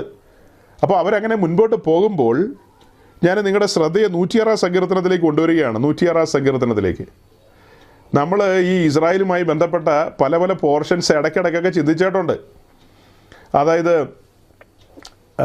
പെട്ടകം അവരുടെ നടുവിൽ നിന്ന് പിടിക്കപ്പെട്ടതും, ഫെലിസ്തീന് കൊണ്ടുപോയതും, പിന്നീട് പെട്ടകം മടക്കി കൊണ്ടുവരുന്നതും, ബത്ശേമേശി വെച്ച് ജനങ്ങൾ പെട്ടകത്തിനകത്ത് നോക്കിയതും, അവിടെ ഒത്തിരി പേര് മരിച്ചുപോയ കാര്യവും, അതുപോലെ ഉസ്സ മരിച്ചുപോയ കാര്യം, പിന്നെ ഏതാ ബാൽപെയോരുമായി ബന്ധപ്പെട്ട് മരിച്ചുപോയ കാര്യം, അവിടെയൊക്കെ ഒത്തിരി ദൈവത്തിൻ്റെ കോപം വെളിപ്പെട്ട കാര്യങ്ങളുണ്ട്. അതുപോലെ പല മേഖലകളുണ്ട് ഇസ്രായേലുമായി ബന്ധപ്പെട്ട്. ഇതൊക്കെ പലപ്പോഴും പല മെസ്സേജുകളിലും നമ്മൾ പറഞ്ഞിട്ടുണ്ട്. അതുപോലെ അവർ ഇറച്ചിക്കലങ്ങളുടെ ചുവട്ടിലിരുന്നെന്നും ഇറച്ചി തിന്നണമെന്നൊക്കെ പറഞ്ഞ് വലിയ ബഹളം ഉണ്ടാക്കി. അങ്ങനെ അവർക്ക് കാടയെ കൊടുത്തു. കാട തിന്ന് എല്ലിനിടയിലും പല്ലിനിടയിലും ഇരിക്കുമ്പോഴും ദൈവകോപം അവരുടെ മേൽ വന്നു. ഇങ്ങനെയൊക്കെയുള്ള കാര്യങ്ങൾ നമ്മൾ ഓരോരോ ഭാഗങ്ങൾ പറഞ്ഞിട്ടുണ്ട്. എന്നാൽ ഇപ്പോൾ ഇങ്ങനെയൊരു ആശയം, രക്ഷാഭദ്രതയുമായി ബന്ധപ്പെട്ട് ആളുകളെ എങ്ങനെയും ജീവിക്കാം, എങ്ങനെയും ജീവിച്ച ദുരാഗ്രഹികളും ദുർമാർഗികളും ഒക്കെ ചെറിയ ശിക്ഷയൊക്കെ മേടിച്ചുകൊണ്ട് അവർ പുതിയ ഭൂമിയിലെത്തും. കിരീടങ്ങളും പ്രതിഫലങ്ങളും ഒന്നും ഉണ്ടാകില്ലെന്ന് മാത്രമേ ഉള്ളൂ എന്ന നിലയിൽ പഠിപ്പിച്ചുകൊണ്ട് വരുമ്പോൾ അതിനൊരു മറുപടി കൊടുക്കാൻ പെന്തിക്കോസിൽ ആരും ഇല്ലെന്ന് ഞാൻ ഓർക്കാറുണ്ട്. വലിയ കേമന്മാരും അപ്പനപ്പന്മാരായിട്ട് പെന്തിക്കോസിൽ ജനിച്ച് വീണ് ഒത്തിരി പുള്ളികൾ ഇവിടെയുണ്ട്. പക്ഷെ ഒറ്റ ഒരാൾ വാതുറന്ന് മിണ്ടുന്നില്ല. കാരണം ഒന്നിനും പിടി കിട്ടുന്നില്ല. എല്ലാവരുടെയും ചിന്ത എന്താണെന്നറിയാവോ? ഞങ്ങളെല്ലാം ഡോക്ടറേറ്റ് എടുത്തിരിക്കുക എന്ന്. പരിശോധനകളെ പലരും തിരിച്ചറിയുന്നില്ല. അതായത് വളരെ നേരിയ വ്യത്യാസത്തിലാണ് ഉപദേശം മറിയുന്നത്. ഒരു തലമുടിനാരൻ്റെ കനമുള്ളൂന്നേ. അതൊക്കെ അത്ര ജാഗ്രതയിൽ ഇരുന്നാലേ മനസ്സിലാകുകയുള്ളൂ. സൂക്ഷ്മതയോടെ ഇരിക്കണം. നമ്മളെന്തുകൊണ്ടാണ് ഇങ്ങനെയുള്ള കാര്യങ്ങൾ മനസ്സിലാക്കുന്നത്? നമ്മൾ ഈ അത്യാവശ്യം ക്രിട്ടിസൈസ് ചെയ്യുന്ന പാർട്ടികളായതുകൊണ്ടാണ്. അല്ലാത്തവരൊറ്റ ഉപദേശിക്ക് ഇത് മനസ്സിലാവില്ല. നമുക്ക് മനസ്സിലാകും. നമ്മൾ കാര്യങ്ങളെ ക്രിട്ടിക്കലായിട്ട് നോക്കും. വചനം വിട്ട് ഒരു ചലനം വന്നു കഴിഞ്ഞാൽ അപ്പം നമ്മൾ സെൻസ് ചെയ്യും. അത് വേറെ കാര്യം. കാരണം നമ്മൾ ജാഗ്രതയിലാണ് ഇരിക്കുന്നത്. എത്ര ജാഗ്രതയിൽ ഇരുന്നാലും നമുക്ക് അബദ്ധങ്ങളും മണ്ടത്തരങ്ങളൊക്കെ പറ്റും. പക്ഷേ ഈ കാര്യത്തിൽ നമ്മൾ തിരിച്ചറിഞ്ഞ കാര്യങ്ങളാണ് പറയുന്നത്. 106-ാം സങ്കീർത്തനത്തിൻ്റെ 15-ാം വാക്യത്തിലേക്ക് വരുമ്പോൾ നമ്മൾ കാണുന്നത്, അവർ അപേക്ഷിച്ചത് അവൻ അവർക്ക് കൊടുത്തു, എങ്കിലും അവരുടെ പ്രാണന് ക്ഷയമയച്ചു. ഇസ്രായേൽ ചോദിച്ച കാര്യങ്ങളൊക്കെ കൊടുത്തു, എങ്കിലും അവരുടെ പ്രാണന് ക്ഷയമയച്ചെന്നാണ്. അതായത് ഈ കാടയുമായി ബന്ധപ്പെട്ടൊരു കാര്യമാണത്. അതായത് ഇറച്ചി ചോദിച്ച ചോദ്യത്തിന് ഇറച്ചി കൊടുത്തു കഴിഞ്ഞിട്ട് പുറകിൽ ദൈവകോപം വന്നു. അവിടെ പട്ടുപോയി. കിബ്രത് ഹത്തോവായിൽ എത്ര പേരാ മരിച്ചു പോയത്? ഒത്തിരി പേര് മരിച്ചു വീണു.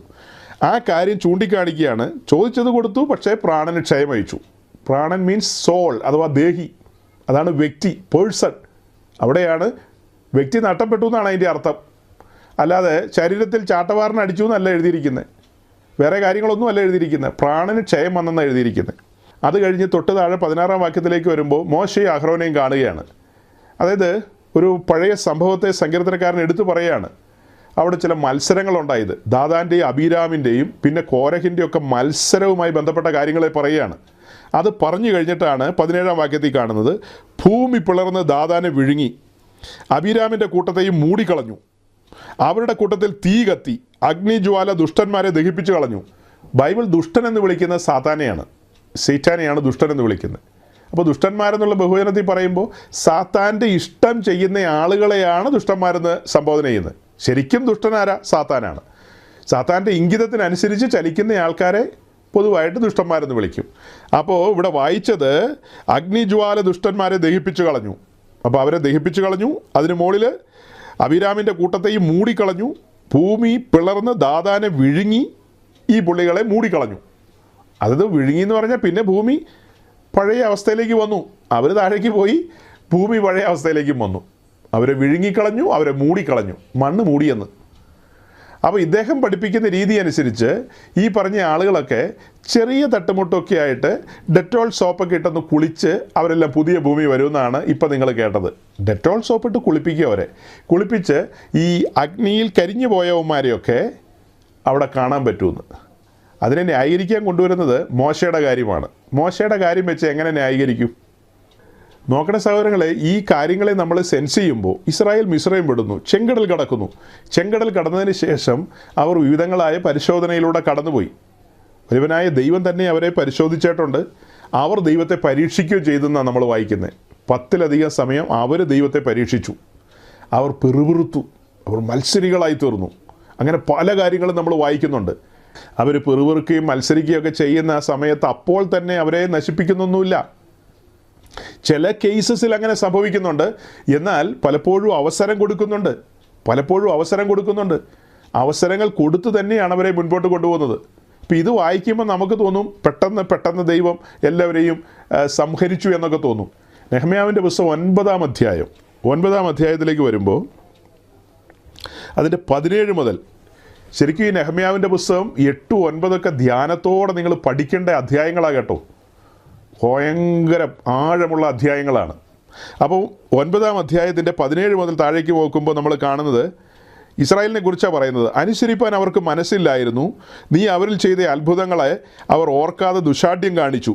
തങ്ങളുടെ അടിമപ്പാടിലേക്ക് മടങ്ങിപ്പോകുവാൻ തക്കവണ്ണം തങ്ങളുടെ മത്സരത്തിലൊരു തലവനെ നിയമിച്ചു. നീയോ ക്ഷമിപ്പാൻ ഒരുക്കവും കൃപയും കരുണയും ദീർഘക്ഷമയും ദയാസമൃദ്ധിയും ഉള്ള ദൈവമാകയാൽ അവരെ കൈവിട്ട് കളഞ്ഞില്ല. നമ്മൾ ഏതെങ്കിലും ഒരു ഭാഗം മാത്രം വായിച്ചിട്ട് ഉപദേശം സ്ഥാപിക്കാൻ വരരുത് ഞാൻ കൂടെ പറയാറില്ലേ? ഇങ്ങനെ ഇസ്രായേൽ മരുഭൂമിയിലൂടെ പോയ സമയത്ത് വിവിധ നിലകളിൽ ദൈവം അവരോട് ഇടപെടുന്നുണ്ട്, ദൈവം അവരോട് സംസാരിക്കുന്നുണ്ട്, പലപ്പോഴും ദൈവം അവരോട് ക്ഷമിക്കുന്നുണ്ട്. ഇനി വേറൊരു ഭാഗത്ത് നമ്മൾ വായിക്കുന്നുണ്ട്, ഇസ്രായേലിനെ നശിപ്പിക്കാതെ വണ്ണം ഇടിവിൽ നിന്നുകൊണ്ട് സംസാരിക്കാൻ ഒരു മോശയുണ്ടായിരുന്നു. മോശ പലപ്പോഴും ഇടിവിൽ നിന്നിട്ടുണ്ട്. ദൈവം അവരെ നശിപ്പിക്കാൻ ശ്രമിച്ച സമയത്തൊക്കെ മോശ ഇടിവിൽ നിന്നിട്ടുണ്ട്. അപ്പോൾ വിവിധ നിലകളിൽ ദൈവം അവരെ ദീർഘക്ഷമയോടെ കൊണ്ടു നടന്നു. ഇനി യെശയ്യാവ് 63 വരുമ്പോൾ നമ്മൾ കാണുന്ന അവരെ ചുമലിൽ വഹിച്ചുകൊണ്ട് നടന്നെന്നാണ് കാണുന്നത്. ചുമലിൽ വഹിച്ചുകൊണ്ട് തീർത്തും അവരുടെ അനുസരണക്കേടിൻ്റെ പാരമ്യത്തിലേക്ക് വന്ന സമയങ്ങളിലാണ് അവർ ശിക്ഷണ നടപടികളിലേക്ക് കടന്നുപോയത്. ഇതിന് താഴേക്ക് വായിക്കുമ്പോൾ നമ്മൾ കാണുന്നത്, അവർ തങ്ങൾക്കൊരു കാളക്കിടാവിനെ വാർത്തുണ്ടാക്കി, ഇത് നിന്നെ മിസ്രൈമിൽ നിന്ന് കൊണ്ടുവന്ന നിന്റെ ദൈവമെന്ന് പറഞ്ഞു. മഹാകോപഹേതുക്കൾ ഉണ്ടാക്കിയാറേയും നീ നിന്റെ മഹാകരുണ നിമിത്തം അവരെ മരുഭൂമിയിൽ വിട്ടുകളഞ്ഞില്ല. പകലിൽ അവരെ വഴി നടത്തേണ്ടതിന് മേഘസ്തംഭവും രാത്രിയിൽ അവർക്ക് വെളിച്ചം കൊടുത്ത് അവർ നടക്കേണ്ടതിന് വഴി കാണിച്ച അഗ്നിസ്തംഭവും അവരെ വിട്ടുമാറിയില്ല. അവരെ ഉപദേശിക്കേണ്ടതിന് നീ നിന്റെ നല്ല ആത്മാവിനെ കൊടുത്തു. അവരുടെ കൊറ്റിന് മുട്ടുവരാതെ നിന്റെ മന്നയെയും അവരുടെ ദാഹത്തിന് വെള്ളത്തെയും കൊടുത്തു. ഇങ്ങനെ നീ അവരെ 40 സംവത്സരം മരുഭൂമിയിൽ പുലർത്തി, അവർക്കൊന്നിനും കുറവുണ്ടായില്ല. അങ്ങനെ ഒത്തിരി കാര്യങ്ങൾ പറയുകയാണ്. അങ്ങനെയൊക്കെ നടത്തി. എന്നാൽ 1 കൊരിന്ത്യർ ലേഖനം 10-ാം അധ്യായത്തിലേക്ക് വരുമ്പോൾ നമ്മൾ കാണുന്നത് അവരിൽ മിക്ക പേരിലും ദൈവം പ്രസാദിച്ചില്ല, അവരെ മരുഭൂമിയിൽ തള്ളിയിട്ട് കളഞ്ഞു എന്ന് നിങ്ങൾ അറിയാതിരിക്കരുത്. ഇത് നമുക്ക് ദൃഷ്ടാന്തമായി സംഭവിച്ചു എന്ന് പറഞ്ഞിട്ട് അവർ മോഹിച്ചതുപോലെ നാം ദുർമോഹികളാകാതിരിക്കേണ്ടതിന് തന്നെ എന്നൊക്കെ പറഞ്ഞ് അവർ വിഗ്രഹാരാധികളായിരുന്നു, പരസംഗം ചെയ്തവരായിരുന്നു, പിറുവിറുപ്പുകാരായിരുന്നു, കർത്താവിനെ പരീക്ഷിച്ചവരായിരുന്നു എന്നെല്ലാം പറഞ്ഞു വന്നിട്ട് ഇത് ദൃഷ്ടാന്തത്തിനായിട്ട് അവർക്ക് സംഭവിച്ചു. ലോകാവസാനം വന്നെത്തിയിരിക്കുന്ന നമുക്ക് ബുദ്ധിയുപദേശത്തിനായി എഴുതിയിരിക്കുന്നു. ആകയാൽ താൻ നിൽക്കുന്നു എന്ന് തോന്നുന്നവൻ വീഴാതിരിപ്പാൻ നോക്കിക്കൊള്ളട്ടെ. ഇത് ബുദ്ധി ഉപദേശത്തിനായിട്ട് തന്നിരിക്കുന്നതാണ്. ഇസ്രായേൽ മരുഭൂമിയിൽ പട്ടുപോയി എന്ന് വെച്ചാൽ ഇസ്രായേലിലെ വലിയ പങ്കും ദൈവത്തോട് മത്സരിച്ചു. മത്സരികൾ അവിടെ അവസാനിച്ചു പോയി. യൂദായുടെ ലേഖനത്തിലെ 5-ാം വാക്യത്തിൽ വേഴ്സ് 5 അവിടെ നമ്മൾ കാണുന്നത് എന്താ? നിങ്ങളോ സകലവും ഒരിക്കൽ അറിഞ്ഞുവെങ്കിലും നിങ്ങളെ ഓർമ്മിപ്പിപ്പാൻ ഞാൻ ഇച്ഛിക്കുന്നതെന്നാൽ കർത്താവ് ജനത്തെ മിസ്രയീമിൽ നിന്ന് രക്ഷിച്ചിട്ടും വിശ്വസിക്കാത്തവരെ പിന്നത്തേതിൽ നശിപ്പിച്ചു. അതായത് കർത്താവ് മിസ്രയീമിൽ നിന്ന് അവരെ രക്ഷിച്ചതാണ്. അവർ വിശ്വാസത്താൽ നീതീകരിക്കപ്പെട്ട് വന്ന ജനമാണ്. മരുഭൂമിയിൽ പരിശോധനകളിലൂടെയൊക്കെ കടന്നു പോയപ്പോൾ അവരിലെ സ്വാഭാവിക മനുഷ്യൻ ഉണർന്നു. അവർ മത്സരികളായി തീർന്നു, ദൈവത്തോട് ക്രുദ്ധിച്ചു, ദൈവത്തെ പരീക്ഷിച്ചു. അങ്ങനെ അനവധി കാര്യങ്ങൾ വായിച്ചില്ലേ ഇപ്പോൾ? ആ കാരണത്താൽ അവരെ മരുഭൂമിയിൽ നശിപ്പിച്ചു കളഞ്ഞെന്നാണ് പറയുന്നത്. അപ്പം മോശയുടെ കാര്യം പെൻഡിങ് നിൽക്കുക, അവരെ മരുഭൂമിയിൽ നശിപ്പിച്ച് കളഞ്ഞെന്ന്. ഇനി ആ 106-ാം സങ്കീർത്തനത്തിലേക്ക് ഒന്നോടെ വരിക. അതിൻ്റെ 23-ാമത്തെ വാക്യത്തിൽ നമ്മൾ കാണുന്നത്, ആകയാൽ അവരെ നശിപ്പിക്കുമെന്ന് അവൻ അരുളി ചെയ്തു. അവൻ്റെ വൃതനായ മോശ കോപത്തെ ശമിപ്പിപ്പാൻ അവൻ്റെ സന്നിധിയിൽ പിളർപ്പിൽ നിന്നില്ലെങ്കിൽ അവൻ അവരെ നശിപ്പിച്ച് കളയുമായിരുന്നു. അതായത് മൊത്തത്തിൽ നശിപ്പിച്ചേനെന്ന്. എന്നാൽ ചില പ്രത്യേക സാഹചര്യങ്ങളിൽ മോശ ഇടിവിൽ നിന്നതുകൊണ്ടാണ് ദൈവത്തിൻ്റെ കോപം അവരുടെ മേൽ വരാതിരുന്നത്. ഒരാൾ മീഡിയേറ്ററായിട്ട് നിന്നു. അത് കഴിഞ്ഞ് വായിക്കുന്നത്, അവർ മനോഹര ദേശത്തെ നിരസിച്ചു, അവൻ്റെ വചനത്തെ വിശ്വസിച്ചതുമില്ല.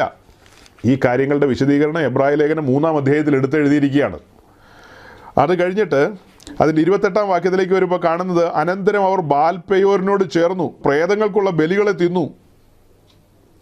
അങ്ങനെയൊക്കെ അവർ മുൻപോട്ട് പോയത്. അതുകൊണ്ട് ദൈവത്തിൻ്റെ കോപം അവരുടെ മേൽ വന്നു. മിസ്രയീമിൽ നിന്ന് രക്ഷിച്ചിട്ട് പിന്നത്തേതിൽ മരുഭൂമിയിൽ നശിപ്പിച്ചു കളഞ്ഞു. ഇതേ കാര്യം തന്നെയാണ് പത്രോസും പൗലോസും പറയുന്നത്. അന്ത്യകാലത്ത് വെളിപ്പെട്ടിരിക്കുന്ന രക്ഷയിൽ നമ്മളെ ദൈവശക്തിയിൽ കാത്തുകൊണ്ടിരിക്കുകയാണ്. കാത്തുകൊണ്ടിരിക്കുമ്പോഴാണ് പറയുന്നത് പരിശോധനയും പരീക്ഷയൊക്കെ ഉണ്ട്. മറ്റേ പുള്ളിക്കാരൻ അലറുന്ന സിംഹം പോലെ ചുറ്റിക്കറങ്ങുന്നുണ്ട്. അപ്പോൾ നമ്മൾ വീണു പോകാതിരിക്കണമെങ്കിൽ വചനത്തിൽ നിലനിൽക്കണം, ആത്മാവിനെ അനുസരിച്ച് നടക്കണം. അത്രയേ ഉള്ളൂ. ഇതൊന്നും നമ്മെ ബാധിക്കില്ല. അങ്ങനത്തെ ചിന്തകൾ, വീഴ്ചയുടെ ചിന്തകളൊന്നും നമ്മെ ഭരിക്കില്ല. അതിൻ്റെ ഒന്നും ആവശ്യമില്ല. അങ്ങനെ വരുമ്പോൾ നമ്മൾ ആ രക്ഷയിൽ തന്നെ ആനന്ദിച്ച് മുൻപോട്ട് പോവുകയാണ്. ഒരു സംശയമില്ലെന്നേ അവിടെ. രക്ഷയുടെ സന്തോഷം നുരഞ്ഞു പൊന്തുകയല്ലേ. നിരന്തരം നാം രക്ഷയുടെ പാനപാത്രം ഉയർത്തിക്കൊണ്ടിരിക്കുകയല്ലേ. പിന്നെ അങ്ങനത്തെ കാര്യങ്ങളിൽ നമുക്ക് സന്ദേഹമില്ല. പക്ഷേ വചനം ഇങ്ങനെ പറയുന്നു, വിശ്വാസത്താൽ മുൻപോട്ട് പോകേണ്ടതുണ്ട്. ഈ യാത്രയിൽ നമ്മുടെ ഉള്ളിൽ വിശ്വാസം വർദ്ധിക്കുന്നത് എങ്ങനെയാണ്? 2 രീതിയിലാണ് നമ്മൾ കാണുന്നത്. ഒന്ന് തെസ്സലോനിക്ക ലേഖനം 3:10 പൗലോസ് അവിടെ പറയുകയാണ് തെസ്സലോനിക്കരോട്, ഞാൻ രാപ്പകൽ കണ്ണുനീർ വാർത്തുകൊണ്ട് നിങ്ങളുടെ വിശ്വാസത്തിൻ്റെ വർധനവിന് വേണ്ടി പ്രാർത്ഥിച്ചുകൊണ്ടിരിക്കുകയാണ്. രാപ്പകൽ പൗലോസ് അഥവാ ശുശ്രൂഷകന്മാർ തങ്ങളുടെ ജനത്തിൻ്റെ വിശ്വാസം വർദ്ധിക്കേണ്ടതിന് കണ്ണുനീരോടെ ദൈവത്തിൻ്റെ സന്നിധിയിൽ പ്രാർത്ഥിച്ചുകൊണ്ടിരിക്കുന്നു. റോമാലേഖനത്തിൽ നമ്മൾ കാണുന്നത് ഒരുവൻ്റെ ഉള്ളിൽ വിശ്വാസം വർദ്ധിക്കുന്നത് ക്രിസ്തുവിൻ്റെ വചനം കേൾക്കുമ്പോഴാണ്. ആ കേൾവിയാലാണ് വിശ്വാസം വർദ്ധിക്കുന്നത്. അതായത് ക്രിസ്തുവിൻ്റെ വചനം, ക്രൂശിൻ്റെ വചനങ്ങൾ, അങ്ങനെയുള്ള കാര്യങ്ങൾ പ്രസ്താവിക്കുമ്പോൾ, പ്രസംഗിക്കുമ്പോൾ, പഠിപ്പിക്കുമ്പോൾ ജനത്തിൻ്റെ വിശ്വാസം വർദ്ധിക്കും. അവരുടെ പ്രത്യാശ ജ്വലിച്ചു നിൽക്കും. അത് ജ്വലിക്കുന്നൊരു പ്രത്യാശയായിട്ട് മാറും. വിശ്വാസത്തിൽ അവർ പോരാളികളായിത്തീരും. അങ്ങനെ അവർ മുൻപോട്ട് പോകും. ഇപ്പോൾ 2 കാര്യമാണ്. 2ഉം ശുശ്രൂഷകരുടെ ഉത്തരവാദിത്തമാണ്. ശരിക്കും ജനത്തിന് ഉത്തരവാദിത്തം ഉണ്ട്, ഇല്ലെന്നല്ല. എന്താ 2 ഉത്തരവാദിത്തം? ഒന്ന്, അവർക്ക് വേണ്ടി ഇടതടവില്ലാതെ പ്രാർത്ഥിച്ചുകൊണ്ടിരിക്കുകയാണ്. അവരുടെ വിശ്വാസം വർദ്ധിക്കണം, അവർ വിശ്വാസത്തിൽ വീരന്മാരായിത്തീരണം. മറു സൈഡിൽ നിരന്തരമായി സത്യവചനം ഘോഷിച്ചുകൊണ്ടിരിക്കണം. കടുകിട അങ്ങോട്ട് മാറാൻ പാടില്ല. അതായത് ക്രിസ്തുവിൻ്റെ അപ്രമേയ ധനത്തെക്കുറിച്ച് എഫേസ്യ ലേഖനത്തിൽ പറയുന്ന പോലെ അത് നിരന്തരം ഘോഷിച്ചുകൊണ്ടിരിക്കണം. അങ്ങനെ ജനം ഈ സത്യം അറിഞ്ഞുകൊണ്ടിരിക്കണം. ഇടയ്ക്കിടയ്ക്ക് വെട്ടിയെടുത്ത പാറയെങ്കിലേക്കും കുഴിച്ചെടുത്ത കരിഗർഭത്തിലേക്കും ഒക്കെ നോക്കേണ്ടതുണ്ട്. അങ്ങനെയൊക്കെ നോക്കുമ്പോഴാണ് നമ്മുടെ ഹൃദയം നുറുങ്ങുന്നത്. ഇത്ര വലിയ പദവിക്ക് നാം യോഗ്യരല്ല. ഈ മഹത്വമുള്ള പദവിയിലേക്ക് നമ്മെ കൊണ്ടുവന്ന വൻ കൃപ, ആ വൻ കൃപയെ ധ്യാനിക്കുകയാണ്. ആ കൃപയാണ് നമ്മെ ഓരോ ദിവസവും ശിക്ഷിച്ച് വളർത്തുന്നതും മുൻപോട്ട് കൊണ്ടുപോകുന്നതും ആ കൃപ തന്നെയാണ്. അപ്പോൾ അങ്ങനെ നമ്മൾ മുൻപോട്ട് പോകുമ്പോൾ ഈ കാര്യങ്ങൾ, ഇപ്പോൾ പറഞ്ഞ കാര്യങ്ങൾ അത് പൂർത്തീകരിക്കപ്പെട്ടിട്ടില്ല. മുന്നമേ നമ്മൾ പറഞ്ഞൊരു കാര്യമാണ്, ഇങ്ങനെ പുറപ്പെട്ട ജനം 10-20-25 ലക്ഷം ജനമുണ്ട്. അങ്ങനെ പോകുന്ന ആളുകളിൽ സ്വാഭാവികമായി മരിച്ച ഒത്തിരി പേരുണ്ട് മരുഭൂമിയിൽ. പ്രായം ചെന്ന് മരിച്ചവർ കാണില്ലേ, അങ്ങനെയൊക്കെ മരിച്ചിട്ടുണ്ടാവും. അങ്ങനെ മരുഭൂമിയിൽ തങ്ങളുടെ യാത്ര അവസാനിപ്പിച്ച 3 പേരിൽ ഒരാളാണ് മിരിയാം, മറ്റൊരാൾ അഹ്റോൻ. അതേ ഹോർ പർവ്വതത്തിൽ അവസാനിച്ചു. മോശ നെബോ പർവ്വതത്തിൻ്റെ അവിടെ മോശയെ അവസാനിച്ചു.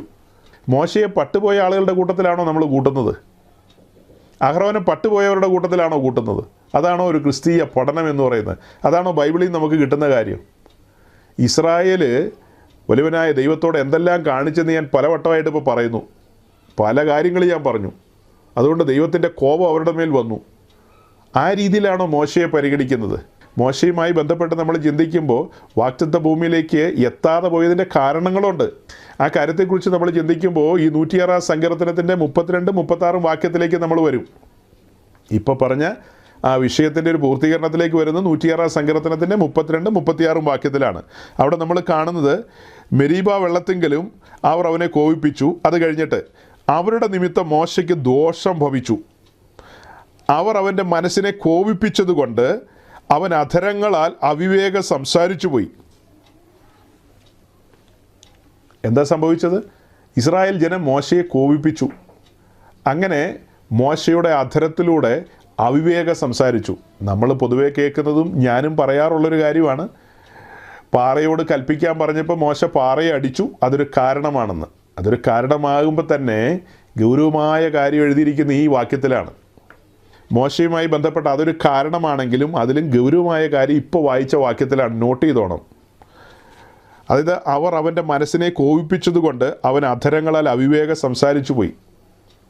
ദൈവസന്നിധിയിൽ സംസാരിക്കുന്നതൊക്കെ വളരെ സൂക്ഷിച്ചു വേണം. വളരെ ഗൗരവമുള്ള കാര്യങ്ങളാണ്. മോശ അവിടെ അവിവേകം സംസാരിച്ചു പോയി എന്ന കാരണത്താൽ മോശയ്ക്ക് കനാനിൽ എത്തിച്ചേരാൻ കഴിഞ്ഞില്ലെന്നേ ഉള്ളൂ. മോശ പട്ടുപോയവരുടെ കൂട്ടത്തിലല്ല സഹോദരങ്ങളെ. മോശയുടെ യാത്ര അവിടെ അവസാനിക്കുകയാണ്. യഹോവയെ ദൈവത്തോട് മോശ പറയുന്നുണ്ട്, ഞാൻ കനാലിലൊന്ന് കടന്നോട്ടെ എന്ന് ചോദിക്കുന്നുണ്ട്. അപ്പം മോശയോട് പറയുന്നുണ്ട്, പറ്റില്ല, നീ നിൻ്റെ യാത്ര ഇവിടെ അവസാനിപ്പിക്കുകയാണ്. മോശയെ അടക്കിയത് വലിയവനായ ദൈവമാണെന്നാണ് നമ്മൾ വായിക്കുന്നത്. മോശയെ അടക്കിയത്, പട്ടുപോയവനെ അടക്കിയ കാര്യമാണോ നമ്മൾ വായിക്കുന്നത്? അഹ്റോനോട് എന്താ പറഞ്ഞത്? നിൻ്റെ യാത്ര ഇവിടെ അവസാനിക്കുകയാണ്, ഹോർ പർവ്വതത്തിൽ കയറുക, മോശയെയും എലയാസറിനെയും കൂട്ടിക്കൊണ്ട് പോവുക, അവിടെ വെച്ച് നിൻ്റെ വസ്ത്രം എലയാസറിൻ്റെ മേലിടുക. വസ്ത്രം കൈമാറിക്കഴിഞ്ഞാൽ, കാരണം ഈ പൗരോഹിത്യ വസ്ത്രം, മഹാപുരോഹിതൻ്റെ വസ്ത്രം, അത് ശവത്തിൽ സ്പർശിക്കാൻ പാടില്ല. നീ മരിച്ചു കഴിഞ്ഞാൽ ആ വസ്ത്രം ശവത്തിൽ സ്പർശിക്കുമല്ലോ. അതുകൊണ്ട് അതിന് മുൻപ് വസ്ത്രം എടുത്തു മാറ്റുക. കാര്യങ്ങൾ പറയല്ലേ അഹ്റോനോട്. അഹ്റോൻ കാര്യങ്ങളെല്ലാം കേട്ടെങ്കിലും അഹ്റോൻ ഒന്നും തിരിച്ചു പറഞ്ഞില്ല. അല്ല, ഞാൻ 2 കിലോമീറ്ററോടെ പൊക്കോട്ടെ ഒന്നും ചോദിച്ചില്ല. പുള്ളി ഒന്നും മിണ്ടിയില്ല. തിരുവുള്ളം അങ്ങനെയാണെങ്കിൽ എന്നാൽ അങ്ങനെ ആട്ടെ, എൻ്റെ യാത്ര ഹോർ പർവ്വതത്തിൽ അവസാനിക്കട്ടെ. അതൊക്കെ പ്ലാൻ ചെയ്തതുപോലെ കാര്യങ്ങൾ അവിടെ അവസാനിക്കുകയാണ്. അത് വെച്ചിട്ടാണോ ദാദാനെയും അബീരാമിനെയും ഒക്കെ നമ്മൾ സ്വർഗത്തിൽ കാണുമെന്ന് പഠിപ്പിക്കുന്നത്? പെന്തക്കോസിൻ്റെ പിതാക്കന്മാരൊക്കെ കുഴിയിൽ നിന്ന് എഴുന്നേറ്റ് വന്ന കോട്ടയം ചാട്ടയ്ക്ക് ഇതൊക്കെ പറയുന്നവനെ അടിക്കും. ദാദാനും അബീരാമും പട്ടുപോയതാണ്. കോരഹ് മത്സരത്തിൽ പട്ടുപോയവനാണ്. അവൻ്റെ മേൽ മണ്ണ് മൂടിയെന്നാണ് വായിച്ചത്. ഭൂമി വാവിളർന്നവരെ വിഴുങ്ങിക്കളഞ്ഞെന്നാണ് വായിക്കുന്നത്. മറ്റേ കൂട്ടരെ ദുഷ്ടന്മാരെ ദഹിപ്പിച്ച് കളഞ്ഞെന്നാണ് വായിക്കുന്നത്. അതൊക്കെ ദൃഷ്ടാന്തത്തിന് എഴുതി വച്ചിരിക്കുകയാണ്. നാം എത്ര വിശുദ്ധ ജീവിതം നയിക്കണമെന്നാണ് പത്രോസ് പറയുന്നത്. അതുകൊണ്ട് പ്രവാസികളും പരദേശികളുമായുള്ളവരെ നമ്മുടെ പരദേശവാസക്കാലം ഭയത്തോടും വിറയലോടും കഴിപ്പിനെന്നാണ് പത്രോസ് പറയുന്നത്. പൗലോസ് എന്താ പറയുന്നത്? നിങ്ങൾ നിങ്ങളുടെ രക്ഷയ്ക്ക് വേണ്ടി ഭയത്തോടും വിറയലോടും പ്രവർത്തിപ്പിന്നാണ് പൗലോസ് ഫിലിപ്പിയ സഭയോട് പറയുന്നത്. ഭയത്തോടും വിറയലോടും. അതിൻ്റെയൊക്കെ അർത്ഥങ്ങളും ആഴങ്ങളും മനസ്സിലാക്കാതെ തങ്ങൾക്ക് തോന്നിയതുപോലെ മക്കാർത്തറിൻ്റെയും അല്ലെങ്കിൽ വേറെ ഏതെങ്കിലും പുള്ളിയുടെയൊക്കെ പുസ്തകം വായിച്ചിട്ട് അതുപോലെ പഠിപ്പിച്ചു കഴിഞ്ഞാൽ പെന്തിക്കോ സഭ പിന്നത്തേതിൽ ബാപ്റ്റിസ്റ്റോ അല്ലെങ്കിൽ വേറെ വല്ലോ യാക്കോബയോ ഓർത്തഡോക്സൊക്കെ ആയിട്ട് അല്ലെങ്കിൽ ബ്രദറൻ സഭയൊക്കെ ആയിട്ട് മ്യൂട്ടേഷൻ വന്ന് പരിണമിച്ചു പോകും. അത് വേറെ രീതിയിൽ പരിണമിച്ചു പോകും. പെന്തക്കോസ്തിൻ്റെ നടുവിൽ പെന്തക്കോസ്തിൻ്റെ ടീച്ചർമാരാണ് പഠിപ്പിക്കേണ്ടത്. പെന്തക്കോസ്തിൻ്റെ മൂല്യം ഉൾക്കൊള്ളുന്ന. നമുക്ക് ചില കീഴ്വഴക്കങ്ങളുണ്ട്, ചില മര്യാദകളുണ്ട്. ഞാൻ മുന്നമേ പറഞ്ഞിട്ടുണ്ട്, നമ്മുടെ പൂർവ്വന്മാർ നമ്മളെ ധരിപ്പിച്ചതായ ചില അച്ചടക്കങ്ങളുണ്ട്. ചില അച്ചടക്കങ്ങൾ നമ്മൾ ഈ പുസ്തകം മുഴുവൻ തലകുത്തിന്ന് വായിച്ചാൽ ഇതിനകത്ത് സിഗരറ്റ് വലിക്കരുന്നോ ബീഡി വലിക്കരുന്നോ കാണുന്നില്ല. പക്ഷെ നമ്മുടെ പൂർവ്വന്മാർ നമുക്ക് തന്ന ബോധ്യങ്ങളാണത്. അതെല്ലാം ദുർനടപ്പിൻ്റെ ഭാഗങ്ങളാണ്. നമ്മളെന്താ വീഞ്ഞു കുടിക്കാനും മദ്യം കുടിക്കാനൊന്നും പോകാത്തത്? അതെല്ലാം ദുർനടപ്പിൻ്റെ ഭാഗങ്ങളാണ്. നമ്മളെന്താ സിനിമ കാണാനും തിയേറ്ററുകളിലൂടെ മൾട്ടിപ്ലക്സിലൂടെയൊക്കെ തെണ്ടാൻ പോകാത്തതിൻ്റെ കാരണം എന്നാ? അതെല്ലാം ലോകത്തിൻ്റെ സതിരുകളാണ്. ഇപ്പോൾ ഒരു ഉപദേശി എന്നുള്ള നിലയിൽ ഞാനോ എന്നോട് സഹകരിക്കുന്ന മറ്റേതെങ്കിലും ശുശ്രൂഷകന്മാരൊക്കെ അങ്ങനെ പോകുന്നുണ്ടെങ്കിൽ അതിനുവേണ്ടി ചെലവഴിക്കുന്ന പൈസ ആരുടെയാ? അത് വല്ലയിടത്തുമൊക്കെ കഷ്ടപ്പെട്ട് അധ്വാനിക്കുന്ന വിശുദ്ധന്മാരുടെ പണമല്ലേ അത്? അവരുടെ വിയർപ്പിൻ്റെ ഫലമല്ലേ അതൊക്കെ? അത് എനിക്ക് രസിക്കാനും കാര്യത്തിനും സിനിമാ തിയേറ്ററിൽ കൊണ്ടുപോയി ചെലവഴിക്കാനുള്ളതാണോ? ഒരിക്കലുമല്ല. സഹോദരങ്ങൾ എപ്പോഴും ഓർക്കണം, നമുക്ക് പ്രമാണമുണ്ട്, അപ്പോൾ തന്നെ ജീവിതവുമായി ബന്ധപ്പെട്ട ചില കീഴ്വഴക്കങ്ങളും നടത്തിപ്പുകളും ഒക്കെയുണ്ട്. ദൈവത്തിൻ്റെ പരിശുദ്ധാത്മാവ് തരുന്ന ബോധ്യങ്ങളും പൂർവ്വന്മാർ നമ്മളെ അഭ്യസിപ്പിച്ചതുമായ ഒത്തിരി കാര്യങ്ങളുണ്ട്. അങ്ങനെയാണ് നമ്മൾ മുൻപോട്ട് പോകുന്നത്. ദൈവവചനത്തിന് നിരക്കാത്ത കാര്യങ്ങളുണ്ടെങ്കിൽ നമ്മൾ തിരുത്തണം. ഏത് വലിയ ആൾ പറഞ്ഞെന്ന് പറഞ്ഞാലും വചനത്തിന് നിരക്കാത്ത കാര്യങ്ങളാണെങ്കിൽ നമ്മൾ മാറ്റണം ആ കാര്യങ്ങൾ. അതായത് ഏതെങ്കിലും ഒരു ഉപദേശി വന്ന് പറയാണ് ഈ കാര്യങ്ങൾ അങ്ങനെയാണ്, വചനത്തിലില്ലെന്ന് പറഞ്ഞാൽ അങ്ങേർക്ക് മനസ്സിലായില്ലെന്ന് ഓർത്ത് മനസ്സിലായ ദൈവദാസന്മാരൂടെ ഉണ്ടെന്നേ. ഈ കാര്യങ്ങൾ വചനത്തിലുണ്ടോ, അങ്ങനെ വചനത്തിലില്ല, ഇങ്ങനെ ഇല്ലെന്നൊക്കെ പറഞ്ഞ് വരുമ്പോൾ താങ്കൾക്ക് മനസ്സിലായിട്ടില്ലെന്ന് കരുതി ഇത് മനസ്സിലായ അസംഖ്യം ദൈവദാസന്മാരിവിടെയുണ്ട്. ധാരാളം ഭക്തന്മാർ ഇതൊക്കെ മനസ്സിലായവരുണ്ടെന്നേ. അവർ കാര്യങ്ങളെ ധരിപ്പിക്കും ജനത്തെ. അവർ കാര്യങ്ങളെ ധരിപ്പിക്കും. അംഗം പൊരുതുന്നവരെ സകലത്തിലും വർജനം ആചരിക്കാൻ അവർ അഭ്യസിപ്പിക്കും. കാരണം എന്നാ? മരുഭൂമി പട്ടുപോകാൻ വിളിക്കപ്പെട്ടവരല്ല നമ്മൾ ഓടുന്ന ഓട്ടം. ആ ഓട്ടത്തിൽ പാട്ടുകാരൻ പറഞ്ഞ പോലെ മുറുകെ പറ്റുന്ന പാപവും ഭാരവും ഒക്കെ വിട്ടിട്ട് നമ്മൾ എന്ത് ചെയ്യണം? സ്ഥിരതയോടെ ഓടണം. അല്ല, അപ്പോൾ അങ്ങനെ ഓടിയില്ലെന്ന് ഓർത്ത് ഇച്ചിരി പ്രതിഫലങ്ങളും കിരീടങ്ങളും കിട്ടില്ലെന്നല്ലേ ഉള്ളൂ. എന്തായാലും നമ്മൾ സ്വർഗത്തിൽ കാണുമല്ലോ. എന്തായാലും സ്വർഗത്തിൽ കാണുന്നു. നമുക്ക് ഇഷ്ടമുള്ള പോലെയൊക്കെ ജീവിച്ചിട്ട് ഇഷ്ടമുള്ള പോലെയൊക്കെ ഓടിയിട്ട് നമ്മൾ സ്വർഗത്തിൽ കാണുന്നു. കർത്താവ് നമ്മളെ രക്ഷിച്ചതല്ലേ, തൻ്റെ രക്തം കൊടുത്ത് സമ്പാദിച്ചതല്ലേ. നമ്മളെ കർത്താവ് കൈവിട്ട് കളയോന്നാണ് ചോദിക്കുന്നത്. യോഹന്നാൻ 10 എഴുതിയിരിക്കുന്നത് എന്താ? എൻ്റെ ആടുകൾ എൻ്റെ ശബ്ദം കേൾക്കുന്നു, അവ എൻ്റെ കരത്തിലിരിക്കുന്നു. എൻ്റെ ആടുകൾ എൻ്റെ പിതാവിൻ്റെ കരത്തിലിരിക്കുന്നു. അവിടെ നിന്ന് പിടിച്ചു പറിക്കാൻ ആർക്ക് കഴിയും? ഈ ഒറ്റ വാക്യം മതി രക്ഷാഭദ്രത സ്ഥാപിക്കാൻ വേണമെങ്കിൽ. ആ ഒരൊറ്റ വാക്യം വെച്ചിട്ട് എല്ലാം ഭദ്രമായി പൂട്ടി താക്കോൽ എവിടെയെങ്കിലും ഇട്ട് കളഞ്ഞിട്ട് ഇഷ്ടമുള്ള പോലെ ജീവിച്ചു കഴിഞ്ഞാൽ എങ്ങനെ ഇരിക്കും? വേറെ വാക്യങ്ങൾ അതിൻ്റെ കൗണ്ടറായിട്ടുണ്ടെന്നേ. ഞാൻ വിശുദ്ധനാകൊണ്ട് നിങ്ങളും വിശുദ്ധരായിരിപ്പിന്ന്. നിങ്ങൾ എൻ്റെ വചനത്തിൽ നിലനിന്നാൽ നിങ്ങൾ എൻ്റെ ശിഷ്യരായിരുന്നുണ്ട്. അപ്പോൾ വചനത്തിൽ നിലനിന്ന് വിശുദ്ധ ജീവിതം നയിക്കുമ്പോൾ നിങ്ങൾ എൻ്റെ കരത്തിൽ തന്നെ ഇരിക്കും. അല്ലെങ്കിൽ പറഞ്ഞിട്ട് കാര്യമില്ല. കാര്യം മനസ്സിലായി കാണുമല്ലോ. നിങ്ങൾ വചനത്തിൽ നിലനിന്ന് വിശുദ്ധ ജീവിതം നയിക്കുമ്പോൾ ദൈവസാന്നിധ്യം അനുഭവിച്ചുകൊണ്ട് നിങ്ങൾ മുൻപോട്ട് പോകും. നിങ്ങൾക്ക് 1% ചഞ്ചലപ്പെടേണ്ട ആവശ്യമില്ല. രക്ഷയെക്കുറിച്ചൊന്നും ഓർത്ത് ഒരു ബേജാറുമാകേണ്ട ആവശ്യമില്ല. യാതൊരു ആവശ്യമില്ല. അങ്ങനത്തെ കാര്യങ്ങളല്ലല്ലോ നിങ്ങളെ ഭരിക്കുന്നത്. നിങ്ങളുടെ ചിന്താമണ്ഡലം എപ്പോഴും വിശുദ്ധമായിരിക്കണം. വിശുദ്ധമായ കാര്യങ്ങൾ കടത്തിവിടണം. ലോകത്തിൻ്റെ ചിന്തകളിലേക്ക് പോകരുത്. നമ്മൾ മുന്നമേ ടാബർനാക്കൽ സ്റ്റഡിയോടുള്ള ബന്ധത്തിൽ പലപ്പോഴായിട്ട് പറഞ്ഞിട്ടുള്ളൊരു കാര്യമാണ് കയ്യും തലയും പുറത്തിടരുത്. അതെന്താ? അതായത് ടാബർനാക്കലിൻ്റെ പഠനത്തിൽ നമ്മൾ വാതിൽ തുറന്ന് അകത്തേക്ക് കയറുന്ന കാര്യം പറഞ്ഞു. അകത്തേക്ക് കയറുമ്പോൾ ആ കോമ്പൗണ്ടിനെ മൊത്തത്തിൽ പ്രാകാരം എന്നാണ് വിളിക്കുന്നത്, കോർട്ട്യാർഡ്. അങ്ങനെ പ്രാകാരത്തിലേക്ക് കടക്കുക എന്ന് പറഞ്ഞാൽ നാം രക്ഷിക്കപ്പെട്ട് ദൈവരാജ്യത്തിലേക്ക് പ്രവേശിക്കുന്ന ഒരു പ്രവേശനത്തെയാണത് കാണിക്കുന്നത്. നാം ദൈവരാജ്യത്തിലേക്ക് പ്രവേശിക്കുകയാണ്. അങ്ങനെ ദൈവരാജ്യത്തിലേക്ക് പ്രവേശിച്ച നാം ലേവ്യപുസ്തകം 8-ാം അധ്യായത്തിൻ്റെ പഠനത്തോടുള്ള ബന്ധത്തിൽ നമ്മുടെ മുമ്പിൽ തെളിഞ്ഞു വരുന്നൊരു കാര്യമാണ്. അഹ്റോനും പുത്രന്മാരും ഈ പറഞ്ഞ കൂടാരത്തിൽ പൗരോഹിത്യ ശുശ്രൂഷയ്ക്ക് വേണ്ടി കടന്നു വരുന്ന സമയമുണ്ട്. കരപൂർണ്ണ യാഗം അർപ്പിക്കേണ്ട ആ ഒരു കാര്യത്തിന് വേണ്ടി 7 ദിവസമാണ് അവിടെ തങ്ങിയത്. 7 അവർ 7 ദിവസം തങ്ങിയെങ്കിൽ ആ 7 എന്തിനെയാണ് കാണിക്കുന്നത്? 7 പൂർണ്ണതയെ കാണിക്കുന്നു. നമ്മളിങ്ങനെ കടന്നു വരികയാണ് പുതിയ നിയമത്തിൻ്റെ പുരോഹിതന്മാരെന്ന നിലയിൽ. നമ്മൾ എത്ര ദിവസം തങ്ങണം? മുഴു ജീവിതവും ഈ കോമ്പൗണ്ടിലായിരിക്കണം. ഏത്? ദൈവരാജ്യത്തിൻ്റെ കോമ്പൗണ്ടിൽ. പിന്നെ പുറത്തേക്ക് പോകാൻ പറ്റില്ലേ? പിന്നെ പുറത്തേക്ക് പോകേണ്ട കാര്യം എന്താ? ലോകവുമായിട്ട് നമുക്കൊരു ബന്ധമില്ല ഇനി. അമ്മേ, ലോകത്തുനിന്ന് എടുത്തിരിക്കുന്നു. നമ്മൾ ലോകക്കാരല്ല. നമ്മൾ ലോകക്കാരാണോ? നാം ദൈവരാജ്യത്തിലേക്ക് വന്നിരിക്കുന്നു. മുഴുവൻ ആയുസ്സും അവിടെ തന്നെയാണ്. അങ്ങനെ മുൻപോട്ട് പോകുമ്പോൾ നമ്മൾ പറഞ്ഞു ഈ കൂടാരത്തിനൊരു ചുറ്റുമതിലുണ്ട്, ഒരു ഫെൻസ് ഉണ്ട്. വെളുത്ത പഞ്ഞിനൂൽ കൊണ്ട് തുന്നിയ ഒരു വെള്ള തുണി കൊണ്ടുള്ള ഒരു ഫെൻസ്, ഒരു മതിൽ അല്ലേ, ഒരു ഫെൻസ് ഉണ്ട്, ഒരു ചുറ്റുമതിൽ പോലെ അതിങ്ങനെ നിൽക്കുകയാണ്. ലോകത്തിൽ നിന്ന് നമ്മെ വേർതിരിച്ച് നിർത്തിയിരിക്കുകയാണത്. അതെന്താ കാണിക്കുന്നത്? വിശുദ്ധന്മാരുടെ വേർപാടാണ് കാണിക്കുന്നത്. വിശുദ്ധിയിലാണ് നാം നിൽക്കുന്നത്. അതാണ് ലോകവുമായിട്ട് നമ്മൾ വേർപെട്ട് നിൽക്കുന്ന ഒരു ഘടകം എന്ന് പറയുന്നത്. അങ്ങനെ നമ്മൾ ഈ കോമ്പൗണ്ടിൽ വന്ന് ഈ ചുറ്റുമുള്ള വേലിക്കെട്ടിനകത്ത് നിൽക്കുക. അതിനകത്ത് നിൽക്കുമ്പോഴും നിങ്ങൾ അതിനകത്ത് തന്നെയാണ് നിൽക്കുന്നത്. അതിനകത്ത് നിൽക്കുമ്പോഴും നിങ്ങൾക്ക് കയ്യും തലയും വെളിയിലിടാം. വെളിയിൽ എന്ന് പറഞ്ഞാൽ എന്താ? അത് ലോകത്തെയാണ് കാണിക്കുന്നത്. ഈ ഫെൻസിൻ്റെ വെളിയിൽ ലോകമാണ്, അതിനകം ദൈവരാജ്യമാണ്.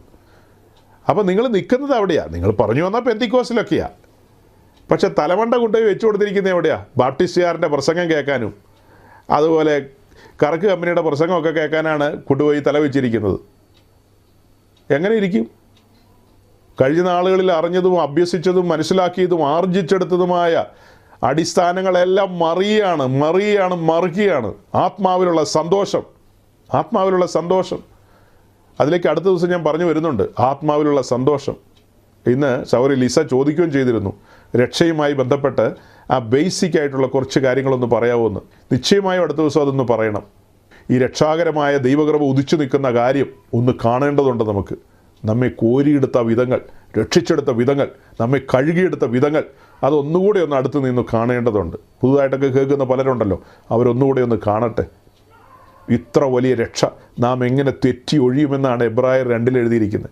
എബ്രായ ക്രിസ്ത്യാനികളോടാണ് പറയുന്നത്, രക്ഷിക്കപ്പെട്ട് സ്നാനപ്പെട്ട അഭിഷേകത്തിൽ നിൽക്കുന്നവരോടാണ് പറയുന്നത്, ഇത്ര വലിയ രക്ഷയെ നാം എങ്ങനെ തെറ്റി ഒഴിയുമെന്ന്. എന്നിട്ടാണ് അതിൻ്റെ 10-ാം അധ്യായത്തിൻ്റെ ഒടുവിൽ പറയുന്നത്, നാമോ നാശത്തിലേക്ക് പിന്മാറുന്നവരുടെ കൂട്ടത്തിലല്ല, വിശ്വസിച്ച് ജീവരക്ഷ പ്രാപിക്കുന്നവരുടെ കൂട്ടത്തിലത്രയെന്ന്. പിന്മാറ്റം നാശത്തിലെത്തിക്കും. സാധ്യതയുണ്ട്. എങ്ങനെയാണ് സാധ്യത വരുന്നത്? ഇപ്പം ഞാൻ പറഞ്ഞ പോലെ കയ്യും തലയും പുറത്തിടുന്നു. കയ്യും തലയും നോക്കണം. രക്ഷിക്കപ്പെട്ടു വന്ന നമ്മുടെ ആത്മാവിൻ്റെ വീണ്ടെടുപ്പ് മാത്രമേ സാധിപ്പിച്ചിട്ടുള്ളൂ. ദേഹി പെൻഡിങ്ങിലാണ്. ബോഡി ആൻഡ് സോൾ പെൻഡിങ്ങിലാണ്. വീണ്ടെടുപ്പ് പൂർത്തീകരിക്കപ്പെടാനുണ്ട്. അത് കാഹളം ധ്വനിക്കണം. ആത്മാവിൻ്റെ വീണ്ടെടുപ്പ് ക്ഷണനേരം കൊണ്ട് കഴിഞ്ഞു. ഇപ്പോൾ പ്രാണനിൽ പണി നടന്നുകൊണ്ടിരിക്കുകയാണ്. നമ്മുടെ ഉള്ളിൽ സിംഹാസനത്തിൽ വസിച്ചുകൊണ്ട് നമ്മെ ഭരിച്ചു നിയന്ത്രിച്ചിരുന്നത് പാപമായിരുന്നു. പാപം പുറത്തു പോയിട്ടാണ് തൽസ്ഥാനത്തേക്ക് പരിശുദ്ധാത്മാവ് വന്നിരിക്കുന്നത്. പാപം പുറത്തുപോയി തൽസ്ഥാനത്തേക്ക് പരിശുദ്ധാത്മാവ് വന്നു. പരിശുദ്ധാത്മാവ് നമ്മുടെ ആത്മാവിൽ വസിക്കുകയാണ്. അപ്പോൾ തന്നെ നമ്മുടെ സോളിൽ അഥവാ പ്രാണനിൽ വെളിയിൽ നിന്നുകൊണ്ട് സൈറ്റാന് നമ്മെ നിയന്ത്രിക്കാൻ കഴിയും. നമ്മുടെ ചിന്താമണ്ഡലത്തെ നിയന്ത്രിക്കാൻ അവന് കഴിയും. വെളിയിൽ നിന്നുകൊണ്ട് നിശ്ചയമായും കഴിയും. നമ്മളെ കറക്കി കൊണ്ടുപോകാൻ കഴിയും. ആടിനെ ഇല കാണിച്ച് കൊണ്ടുപോകുന്നത് കണ്ടിട്ടുണ്ടോ? അതുപോലെ നമ്മെ കൊണ്ടുപോകാൻ കഴിയും. സാത്താൻ നമ്മുടെ ഉള്ളിലൊന്നും വന്നിരിക്കേണ്ട, പൊസസ്ഡ് ഒന്നും ആകണ്ടെന്ന്. എന്തുമാത്രം പാസ്റ്റേഴ്സിനെയാണ് അങ്ങനെ നിയന്ത്രിച്ചുകൊണ്ട് പോകുന്നത്. അങ്ങനെ നിയന്ത്രിച്ചുകൊണ്ട് പോകുന്ന പാസ്റ്റേഴ്സാണ് ഈ ആയുസിൽ മാത്രം പ്രത്യാശയുള്ള കാര്യങ്ങളെ പ്രസംഗിക്കുന്നത്. ഈ ലോകത്തിലെ കാര്യങ്ങളെ പറയുന്നത് അങ്ങനെയുള്ളവരാണ്. നിശ്ചയമായും അവരെ സ്വാധീനിക്കുന്നത് സൈറ്റാനാണ്. വെളിയിൽ നിന്നുകൊണ്ട് സ്വാധീനിക്കുകയാണ്. ആ സ്വാധീന വലയത്തിലാണ് അവർ. ശുശ്രൂഷകരെ മാത്രമല്ലെന്നേ, നമ്മളെ എല്ലാവരെയും സ്വാധീനിക്കും. ആ സ്വാധീന വലയത്തിലേക്ക് പോകാം. അങ്ങനെ പോയി കഴിഞ്ഞാൽ അതാണ് കയ്യും തലയും പുറത്തിടരുതെന്ന് പറഞ്ഞത്. തല എന്താ കാണിക്കുന്നത്? നമ്മുടെ ചിന്തകളെയാണ് കാണിക്കുന്നത്. കൈ എന്താ? നമ്മുടെ പ്രവൃത്തികളെയാണ് കാണിക്കുന്നത്. അപ്പോൾ വളരെ ജാഗ്രതയോടും സൂക്ഷ്മതയോടും പോകേണ്ടവരാണ്. അതിന് പകരം നമ്മൾ അങ്ങനെ തല പുറത്തേക്ക് ഇട്ടാൽ എങ്ങനെ ഇരിക്കും? അല്ലെങ്കിൽ ലോകത്തിൻ്റെ കാര്യങ്ങളിലേക്ക് നമ്മുടെ ശ്രദ്ധയെ തിരിച്ചാലോ? അപ്പോസ്തലന്മാർ മുന്നറിയിപ്പ് തരികയാണ്, ലോകത്തിൻ്റെ സ്നേഹിതനാകാൻ പോകരുതെന്ന്. ലോകത്തിൻ്റെ സ്നേഹിതന്മാരാകാനായിട്ട് പോകരുതെന്നാണ് അപ്പോസ്തലന്മാർ പറയുന്നത്. എല്ലാവരും അങ്ങനെ തന്നെയാണ് പറയുന്നത്. അങ്ങനെ പോയ ഒരുവൻ്റെ പേര് പറഞ്ഞുകൊണ്ട് ഞാൻ അവസാനിപ്പിക്കാം. ദേമാസ് എന്നെ വിട്ട് ലോകത്തിലേക്ക് ഇറങ്ങിപ്പോയി. ദേമാസ് ചായയും പരിപ്പോടെയും കഴിക്കാൻ പോയതാണ്. പിന്നെ പുതിയ ഭൂമിയിലേക്ക് വരുമെന്നൊക്കെ പഠിപ്പിച്ചു കഴിഞ്ഞാൽ എങ്ങനെ ഇരിക്കും സഹോദരങ്ങളെ? അല്ല, ദേമാസ് അവിടെ വരില്ലെന്ന് നമുക്ക് ഉറപ്പുണ്ടോയെന്ന് ചോദിച്ചാൽ നമ്മൾ അങ്ങനെ തന്നെയാണ് ഉറച്ച് വിശ്വസിക്കുന്നത്. അല്ല, യൂത അവിടെ കാണില്ലെന്ന് ചോദിച്ചാലോ? യൂത അവിടെ കാണില്ലെന്ന് തന്നെയാണ് വിശ്വസിക്കുന്നത്. നാശയോഗ്യനായ യൂത തിരഞ്ഞെടുക്കപ്പെട്ടവൻ തന്നെയാണ്. പക്ഷേ യൂതയെ അവിടെ കാണുന്ന 1% ഞാൻ വിശ്വസിക്കുന്നില്ല. ദൈവം മനസ്സലിവുള്ളവനല്ലെന്ന് ചോദിച്ചാൽ ദൈവത്തിൻ്റെ മനസ്സലിവ് എവിടം മുതൽ എവിടം വരെ എന്നൊക്കെ പഠിക്കണം.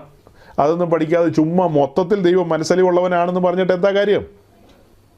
അങ്ങനെയൊന്നും പറഞ്ഞാൽ കാര്യങ്ങൾ വില പോവില്ല. വചനത്തിൻ്റെ ആഴത്തിലേക്ക് നമ്മൾ കൊണ്ടുപോകേണ്ടതുണ്ട്. അപ്പോൾ എങ്ങനെയാണ് നമ്മൾ കൺക്ലൂഡ് ചെയ്യുന്നത്? ഇസ്രായേൽ ജനം മരുഭൂമി പട്ടുപോയി, അല്ലെങ്കിൽ അവർ വീണുപോയി എന്നുള്ളത് നമ്മൾ കാണുന്നു. മോശയെയും അഹ്റോനെയും ഒന്നും ആ കൂട്ടത്തിലല്ല നമ്മൾ പെടുത്തുന്നത്.